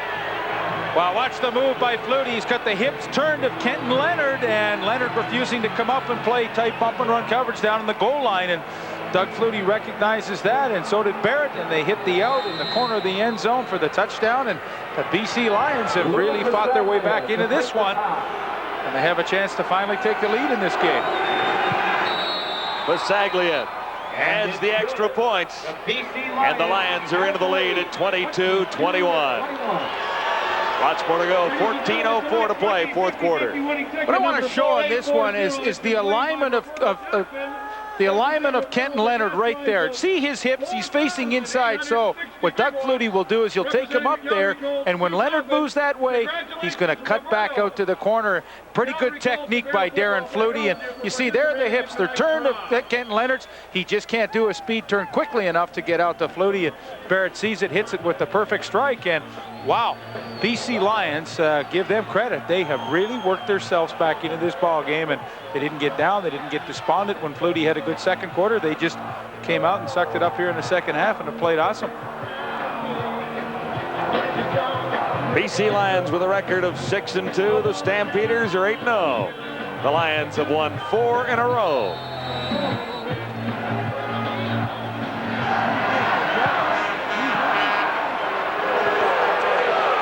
This is Wiggins on the return for Calgary. Little room on the far side. And he's forced out near the 45. 5 plays to cover 65 yards in 1:48. Darren Flutie. And that's his first touchdown reception of the season. John, there's so many keys in a game. You know, you look at the third quarter for Doug Flutie after having such a good second quarter. In the third, 4 possessions, 3 punts, and interceptions. So, hey, that allowed the BC Lions the opportunity to get back into this one. The Lions have made some adjustments on defense. Here's Keevan Jenkins, and there's nowhere for Keevan to run. Gord? You're absolutely right about the adjustments, John. Dave Ritchie, known as a player's coach, and his players went to him at halftime and said, let us go after the quarterback. Most teams don't do it because Flutie's so elusive, but led by Ty Jones, they said, give us a chance and we'll nail him down. And so they've been bringing more people instead of bringing in more defensive backs. 7 yards on the play. Substantial loss. Make it 7 yards, 2nd and 17.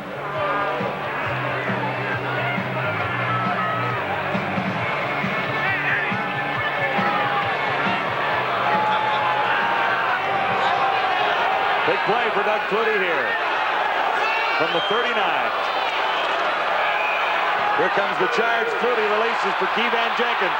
He has some open field, and he has the first down, I believe. Zach Allen, number 44, finally over to make the tackle. And a great run by Keevan Jenkins after taking the screen pass. And a nice call by Doug Flutie. He's anticipating his own coverage where the linebackers are really trying to get a deep drop, and that happens, and dumps it off to Keevan. Good block by Todd Storm on West right there, and that allows Keevan Jenkins the extra room to pick up what might be a first down. Keevan took 2 pretty good hits. Well, he's nursing some sore ribs. He got those in Hamilton last week from the Tiger Cats, but he comes up just a tiny bit short, and I'm pretty sure that Wally Buono will decide to gamble on this one. This is definitely a gambling situation. Stampeders at midfield, and less than a yard to go. It's a matter of inches now. That was a great second down call by John Huffnagel from the sidelines, anticipating a deep drop and dumping the screen underneath it. Lions have the lead by a point. Stampeders need a first down, and Doug Flutie delivers.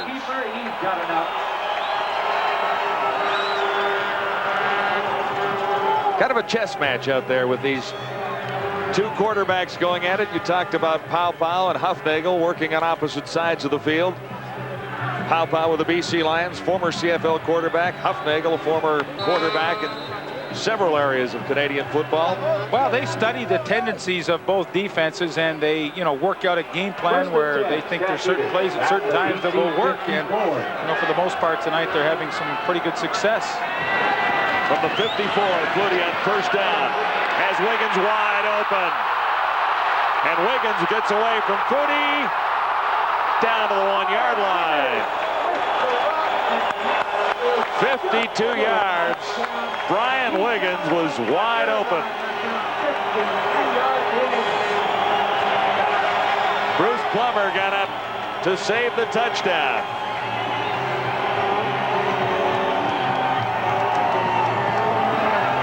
Yards, and that's lots to smile about in Calgary.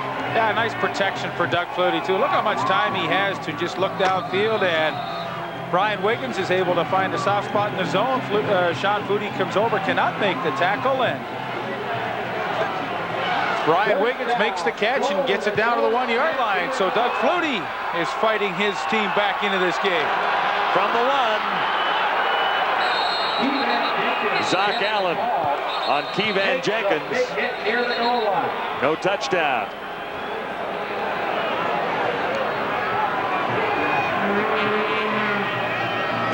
James West got the first lick in and looks to have kept Jenkins out of the end zone. So it'll be 2nd and goal to go from the 1. Big stand by the BC Lions. Flutie heads back to the huddle after a little meeting on the sidelines. 10:52 to go in the 4th quarter. It's a 1-point ball game. Second crack at it for the Stampeders from the 1. Flutie tries himself, but he's in for the touchdown. 7th touchdown of the year for Doug Flutie. And he is the only Stampeder to score a rushing touchdown this season. And it didn't take him long to answer the scoring drive of the BC Lions, and Doug Flutie comes right back with one of his own. Big reception by Brian Wiggins, set it up, and Doug Flutie, his 7th TD, as John told you, and just kind of sneaks in behind Rocco Romano, ducks his head down, and is able to get in underneath James West. Stampeders into the lead, 27-22. And 5 points means nothing, so the Stampeders will go for the 2-point convert. Flutie, shotgun, and he gets it. Derek Crawford, number 83. Little sidearm toss, and Flutie put it right on the money.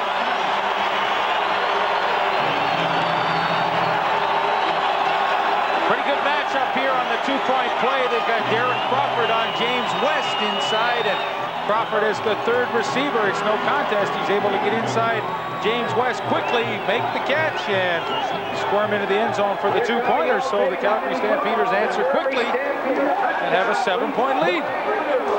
29-22, Calgary. 10:17 to go, 4th quarter. There's a lot more ahead.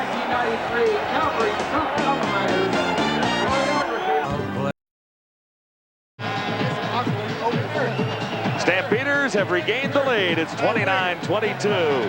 BC a touchdown behind. Yeah, let's go back to the two-point conversion, and we'll see the matchups that Calgary get. There's so much in their favor. Let it roll just a little bit, and we're going to stop it. Okay, stop it right there. Hey, there's Derek Crawford. Here's James West. I mean, that's tough. He works his position and gets inside, and, you know, that's a decent matchup. A wide receiver on a linebacker. James West is a great linebacker, but that's a lot to ask of him. So the Stampeders using their formation so effectively against BC tonight. Gord?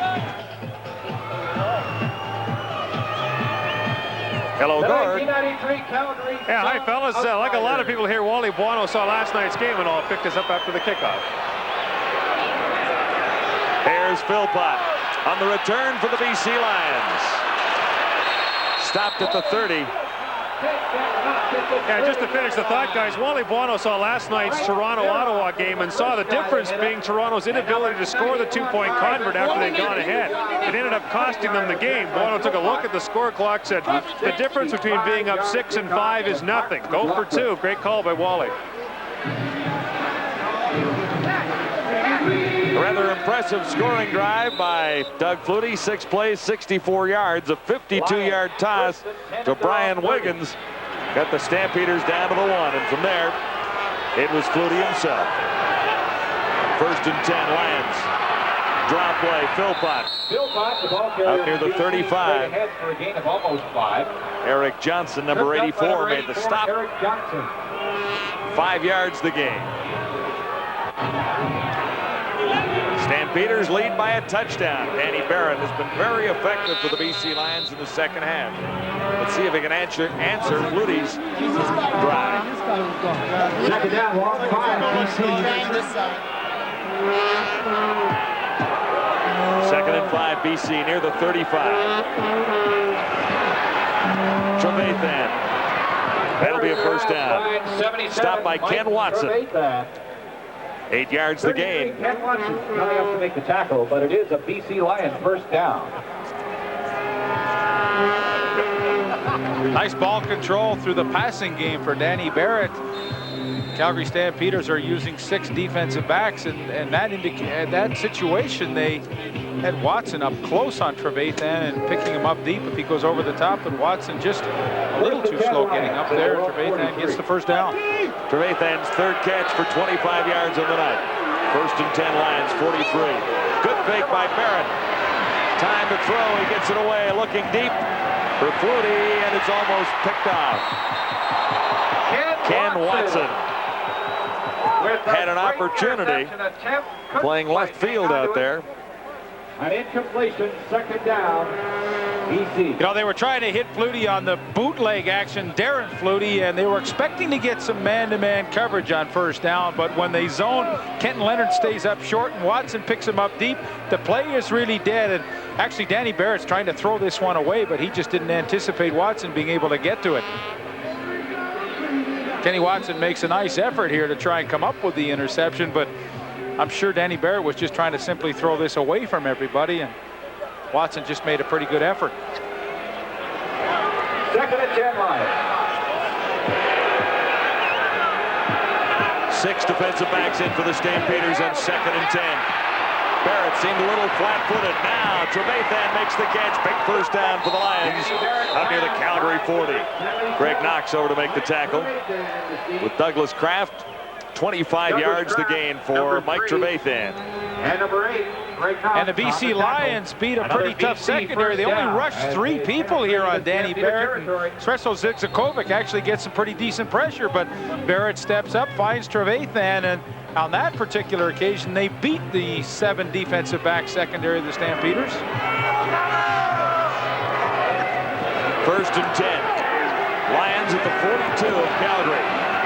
Philpott, and there's nowhere to go, but he squirted to the outside. Running into Pope. Flips away from Marvin Pope, gets an extra yard. 7:28 to go. Stampeders have the lead by a touchdown at 29-22. Number 95.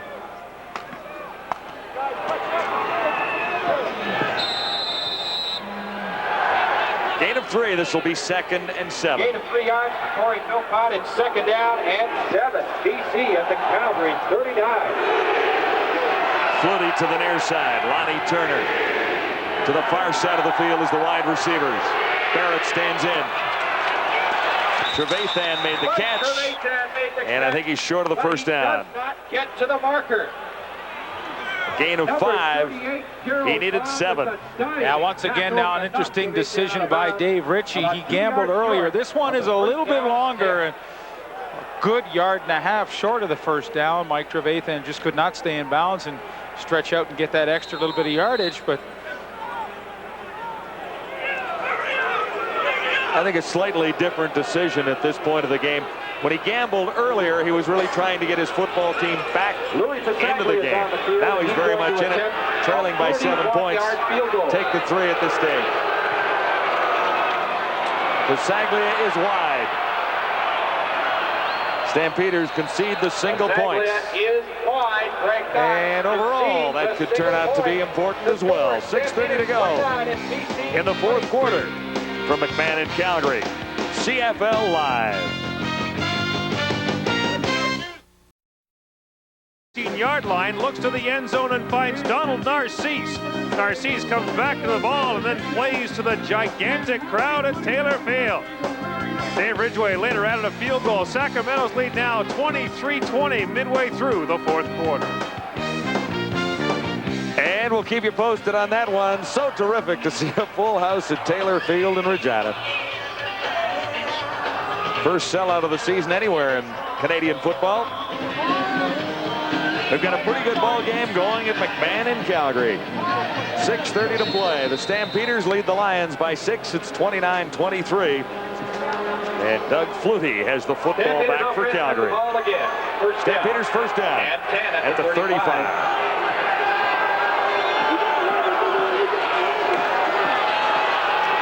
Flutie has time, far side, man open, on target.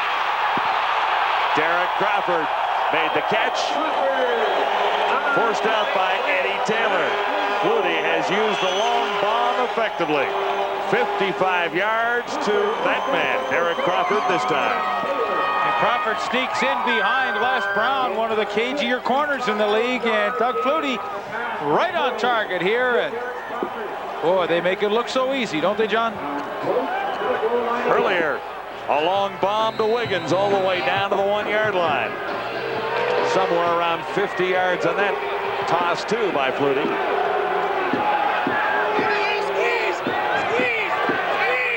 Crawford's fourth catch. He has 96 yards on the night and sets Calgary up at the 20. This is Dave Sapunjas, the catch, and he got up. He's inside the 10. Stopped by Derek McCready, number 79. 5:42 in the fourth quarter. Stampeders threatening to add to a 6-point lead. And the Stampeder offense spreads out the defense so well that when Sapunjas can catch a short pass like that, if he can beat his man initially, as he does Eddie Taylor there, he has lots of room to run and pick up that first down. He's a little bit short there, but boy, that's what stretching out the defense from sideline to sideline will do. Yeah, not much short. Second down, less than a yard to go for the Stampeders. And they'll get the first down there and have 3 cracks at the touchdown from around the 9.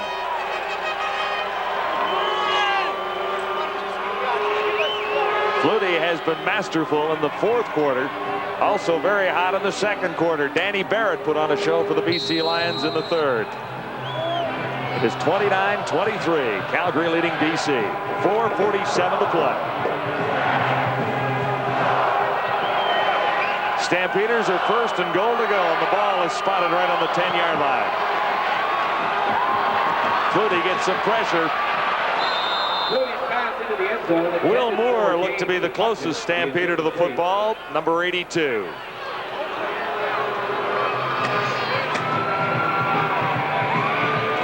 James West got in with some pretty good pressure there and maybe forced Flutie to throw the ball away and intended for Will Moore. But this is where the Calgary Stampeders are so good. And one of the reasons why they are undefeated after 8 games. Late in the fourth quarter, they are able to take control of games, and when they have an opponent on the rails, they are able to put them away, as they have the possibility to do right here. Pee Wee Smith into the ball game as a 5th receiver. The Stampeders have 4 to the right side. Flutie back in a hurry, looking across field. And off target, Will Moore, number 82. Flutie's pass intended for 82, Will Moore, just out of his reach. Third down. Moore was Flutie's target that time. Well, Doug Flutie accomplished what he wanted to do on that drive. They were ahead by 6, and now at least with Mark McLaughlin coming into the game, they have the ability to go ahead by 9 points here, and that really does make a big difference with just a little over 4 minutes remaining. Maybe Flutie didn't quite accomplish what he wanted to do there. He's a little angry as he heads to the sideline. Well, maybe so, but the good news is for him, they will be able to add to their lead and force the BC Lions to score at least twice. Yeah, it's a 9-point lead now on McLaughlin's field goal, and 32-23, the Stampeders lead the British Columbia Lions. Calgary trying to make it 9 straight wins. From McMahon, CFL Live. Section is sponsored by Employment Canada. With last week's win over the Hamilton Tiger Cats, Wally Buono became the all-time winningest coach in Calgary Stampeder history, 47 victories. Coming into tonight's game, surpassing Jerry Williams. What do you want, Wally? Anything? If it's fast, I'm trying to get the end out. Crispy Crunch, Canada's favorite chocolate bar, and proud sponsor of the Stampeders' Crunch of the game. Experience the domino effect. Dominoes. 3:50 to play, fourth quarter. In Calgary. Stampeders by 9. Listen to Calgary Stampeder play-by-play action every home and away game exclusively on QR. Dave Ritchie trying to find a way for his BC Lions to make it 5 straight victories. They have won 4 in a row rather impressively. Shows at 12 o'clock with the game at 1 o'clock. Averaging 43 points in their last 4 victories to improve to 6-2.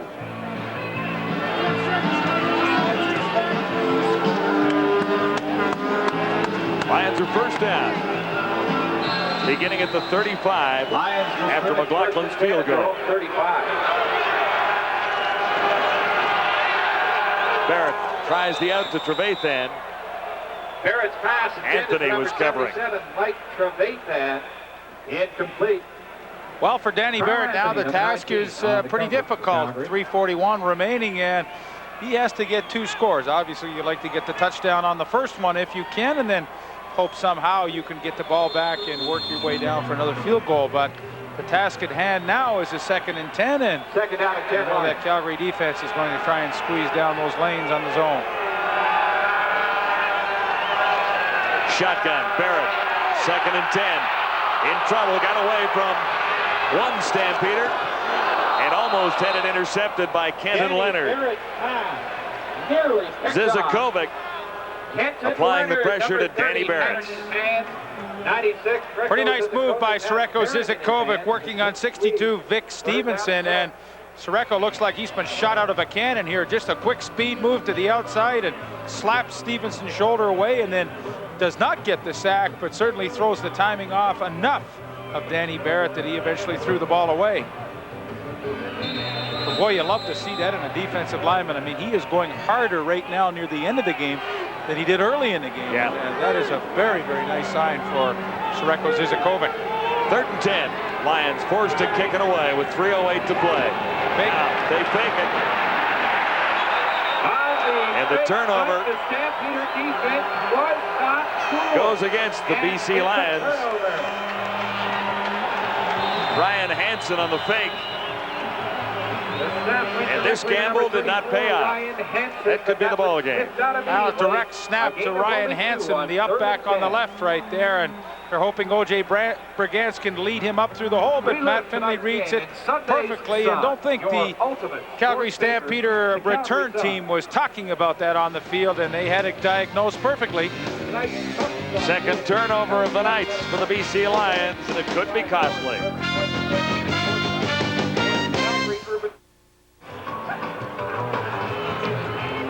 Well, the couple of games on the line. Here's how it looks right now in Canadian football's Western Division. The Stampeders 8-0, BC 6-2. Saskatchewan in danger, trailing Sacramento by 3 points late in the 4th quarter. And the Calgary Stampeders fans looking for win number 9. When you look at those standings too, you have to think about the Edmonton Eskimos. They have bounced back with 2 solid wins in a row, with Damon Allen going into Toronto playing well there against Sky Dome, and then Of course, earlier this week, defeating the Hamilton Tiger Cats pretty soundly, 46-8. So they are making a bit of a run. Stampeder owner Larry Rickman down on the sidelines. Okay, Pretty successful as the owner of the Stampeders. Grey Cup last year. Stampeders take over on down. First down at the BC 38. Stampeders have the ball right back, and it's up to the Lions defense to get it back for Danny Barrett now.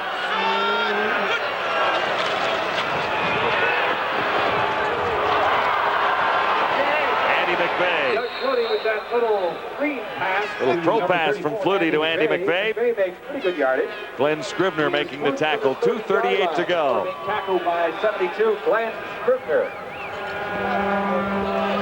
Well, what the BC Lion defense has to try and do now is desperately create a turnover, stripping a ball loose on Keevan Jenkins if he's carrying it, or if a receiver catches it, simply go for the football and try and create a turnover any way they can. Flutie has passed for over 430 yards. Here comes the pressure now. Flutie away from the first BC Lion. Now working on Scribner. Down the sidelines and well out of bounds. Keevan Jenkins was the intended receiver. Third down.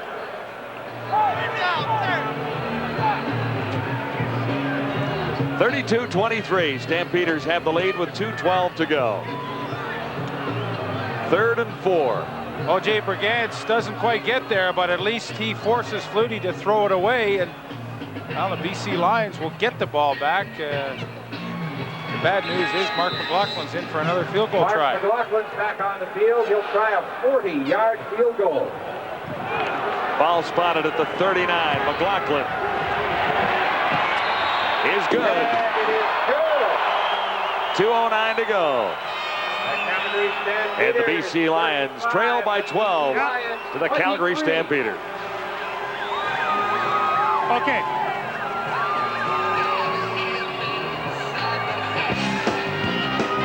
Well, the crowd here in Calgary is loving it, and so is the crowd in Regina. Dave Ridgway from 46 yards out.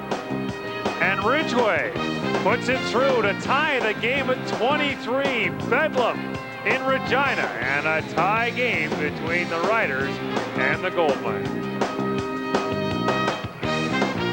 That game very much in doubt.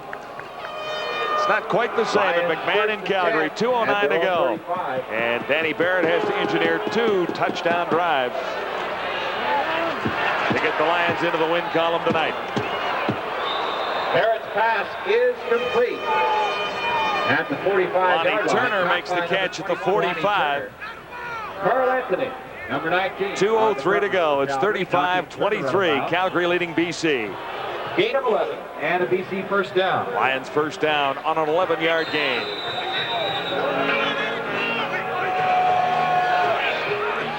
Now 1:59 to go. Time ticking away on Danny Barrett. Turner again.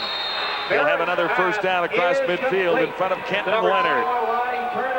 11 yards one more time. 2 in a row for Lonnie Turner. And the Calgary secondary will be very content to just keep all the receivers of the BC Lions in front of them. Let them make the catches if the balls are on target, but make sure nobody gets in behind them.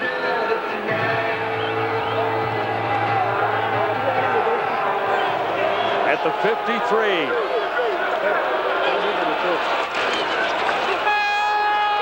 Barrett sprinting to his left, and he's forced out of bounds. The ball carrier from BC gets to the sideline. Zizakovic again, number 96, solid game.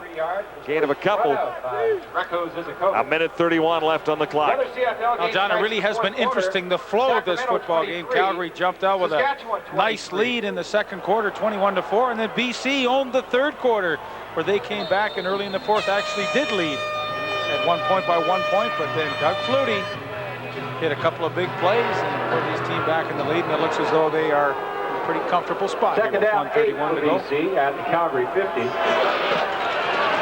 Barrett on second down. Sean Millington stopped short of the first by Marvin Pope. But he is caught from behind by the Pope. You talk about key additions to this Calgary team. Late last year, Marvin Pope was inserted into the middle, and Alondra Johnson was moved to the outside linebacking spot. And I think at that point, in their season. That was the last piece of the puzzle to make this a championship football team. And starting this year in the first 9 games, Marvin Pope has been outstanding, patrolling that middle linebacking spot. Stampeders have only lost 1 game with Marvin Pope in the middle. Of course, they're on a pretty good run right now, looking for their 12th straight victory here tonight, going back to last year. Clark the catch. Is caught by number 85, Matt Clark. Again, Pope to stop. Marvin Pope is there. To now 1:11 to go. First down, BC. Lions are first down inside the Stampeder 40. Gain of 6 yards in the previous play.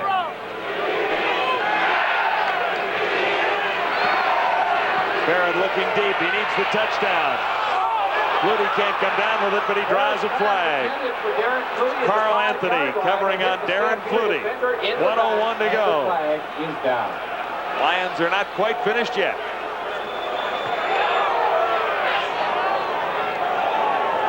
Intentional forward pass interference. Number 19 on the defense. First down. It looks as though Flutie's open initially, but Anthony knows he has lots of time to recover to the football. And unfortunately for him, he just creates some contact, and the officials call it intentional, so that means it will be placed at the spot of the infraction. 40 yards. The gain by the BC Lions on the penalty. First and goal to go. Stampeders 5-yard line.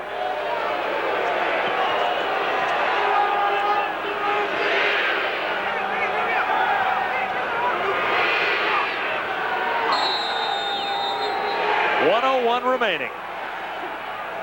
Stampeders lead 35-23. Lions have to get to the end zone twice.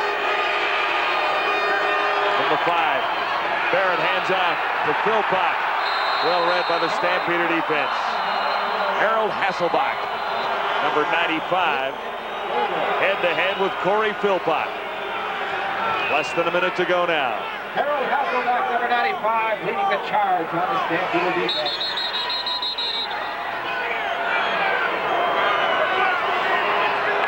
Philpott, 7 carries for 37 yards and a touchdown.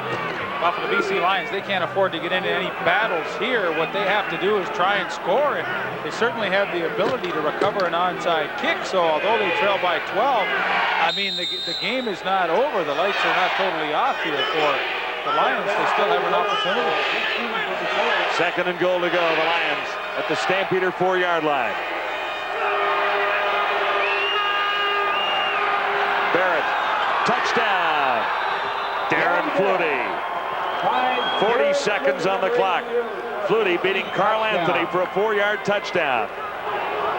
Second of the night, and only the second of the season for Darren Flutie. And watch the left arm of Flutie. They create some contact, and he just gets a little push right there on Anthony. He goes down, and he's able to come up with the touchdown catch. And, well, another great CFL finish. You know they're going to go for the onside kick here. 40 seconds to go. They are making this one an interesting finish. Yeah, 35-29 as it stands right now.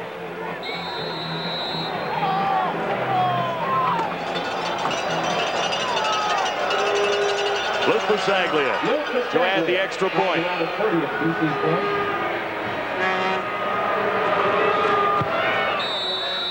Now a 5-point ball game. 35-30. The BC Lions, 30.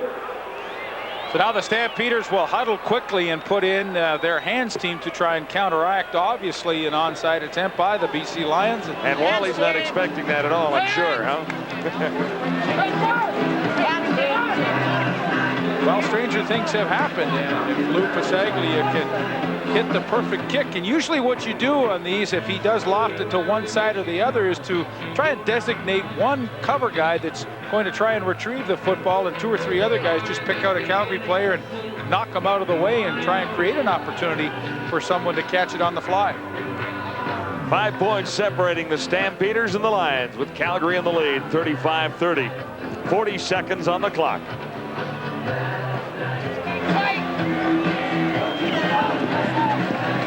The Calgary Stampeders will have 10 men up near Lou Pasaglia, who are used to handling the football. And this is pretty much the ball game right here. It's on the line right now for the BC Lions. My favorite play in football, right here, the onside kick. Love it.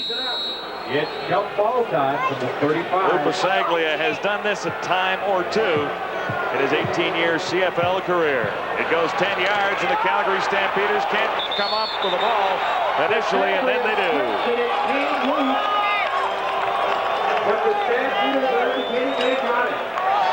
Interesting, Luke Pasaglia tried to pooch that ball along the ground, and McVeigh looked like he had an initial shot at it, but the ball squirted loose, and Stampeders do a nice job to recover that football, and that'll just about do it. I think Marvin Pope, number 91, came up with the ball.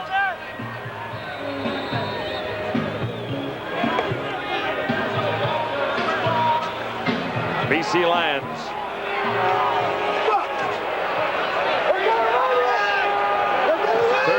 Seconds away from their first loss in 4 games. On 1st and 10, Evan Jenkins takes the handoff and plunges ahead for about 4 Jenkins yards. for a couple of yards with 35 seconds to go. 22-shot Booty and over 56 games West.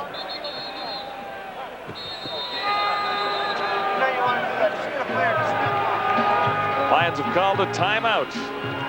Try and hang on to a slim chance of getting the football back. There's Junior Thurman on the sidelines, and of course he ruptured the Achilles tendon last week and will not be back this season. Gord, what's happening in Regina? Last play of the ball game, Leaf. Dave Ridgway from 30 yards out. Bit of a bad snap to holder Glenn Suter, but he got it down. Ridgway put it through, and Saskatchewan wins it 26-23. I wonder if there'll be a party at Bartleby's tonight. I'd say there'll be a party in the entire city of Regina tonight with that dramatic last play win by the hometown Riders. Flutie running around and wasting some seconds on the clock. Finally brought down near the 45. Doug Flutie covers a lot of ground to get about 3 yards. Well, obviously the intent to try and run off as much time on the clock as he can. There still are 24 seconds remaining.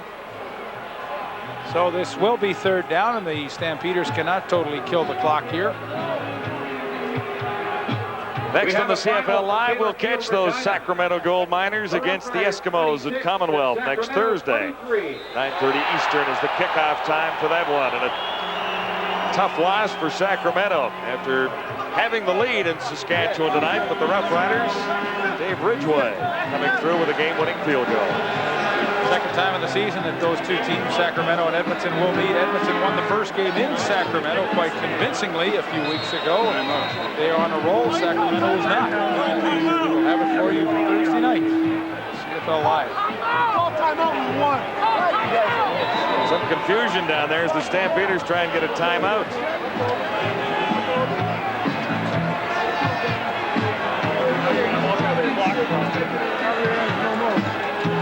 35-30. The Stampeders leading the BC Lions on the clock. 3 seconds remaining. There's no infraction on the play. Calgary called a timeout.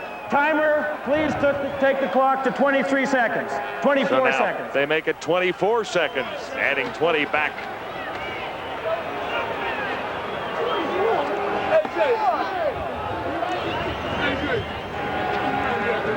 Third and 6, Stampeders.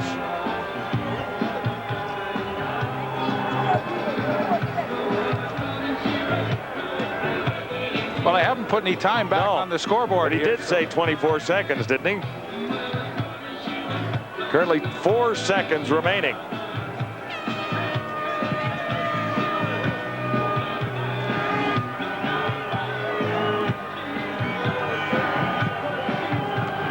Look at Taylor Field. They put 31,000 in the ballpark, and everyone's on the field.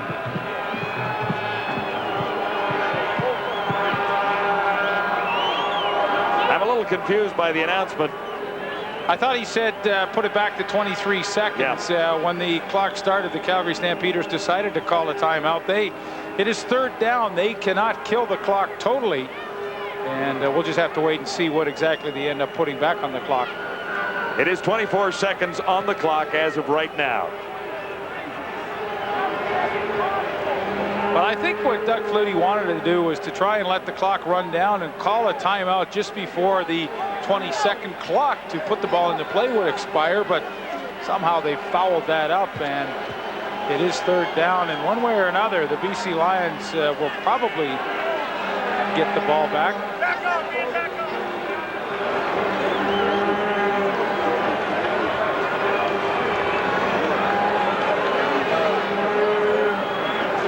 A 5-point game. Stampeders have the lead, and now the clock has spun down to 4 seconds. So now the Stampeders will have the opportunity to run the final 4 seconds off the clock. Flutie straight back. The clock is ticking down. Flutie has it to 0-0 as he slides safely to the 40-yard line. And a little confusion at the end of the game about a Calgary Stampeder timeout, but in fact there were only 4 seconds remaining, and Doug Flutie and the Calgary Stampeders are unbeaten in 9 games with this victory over the BC Lions.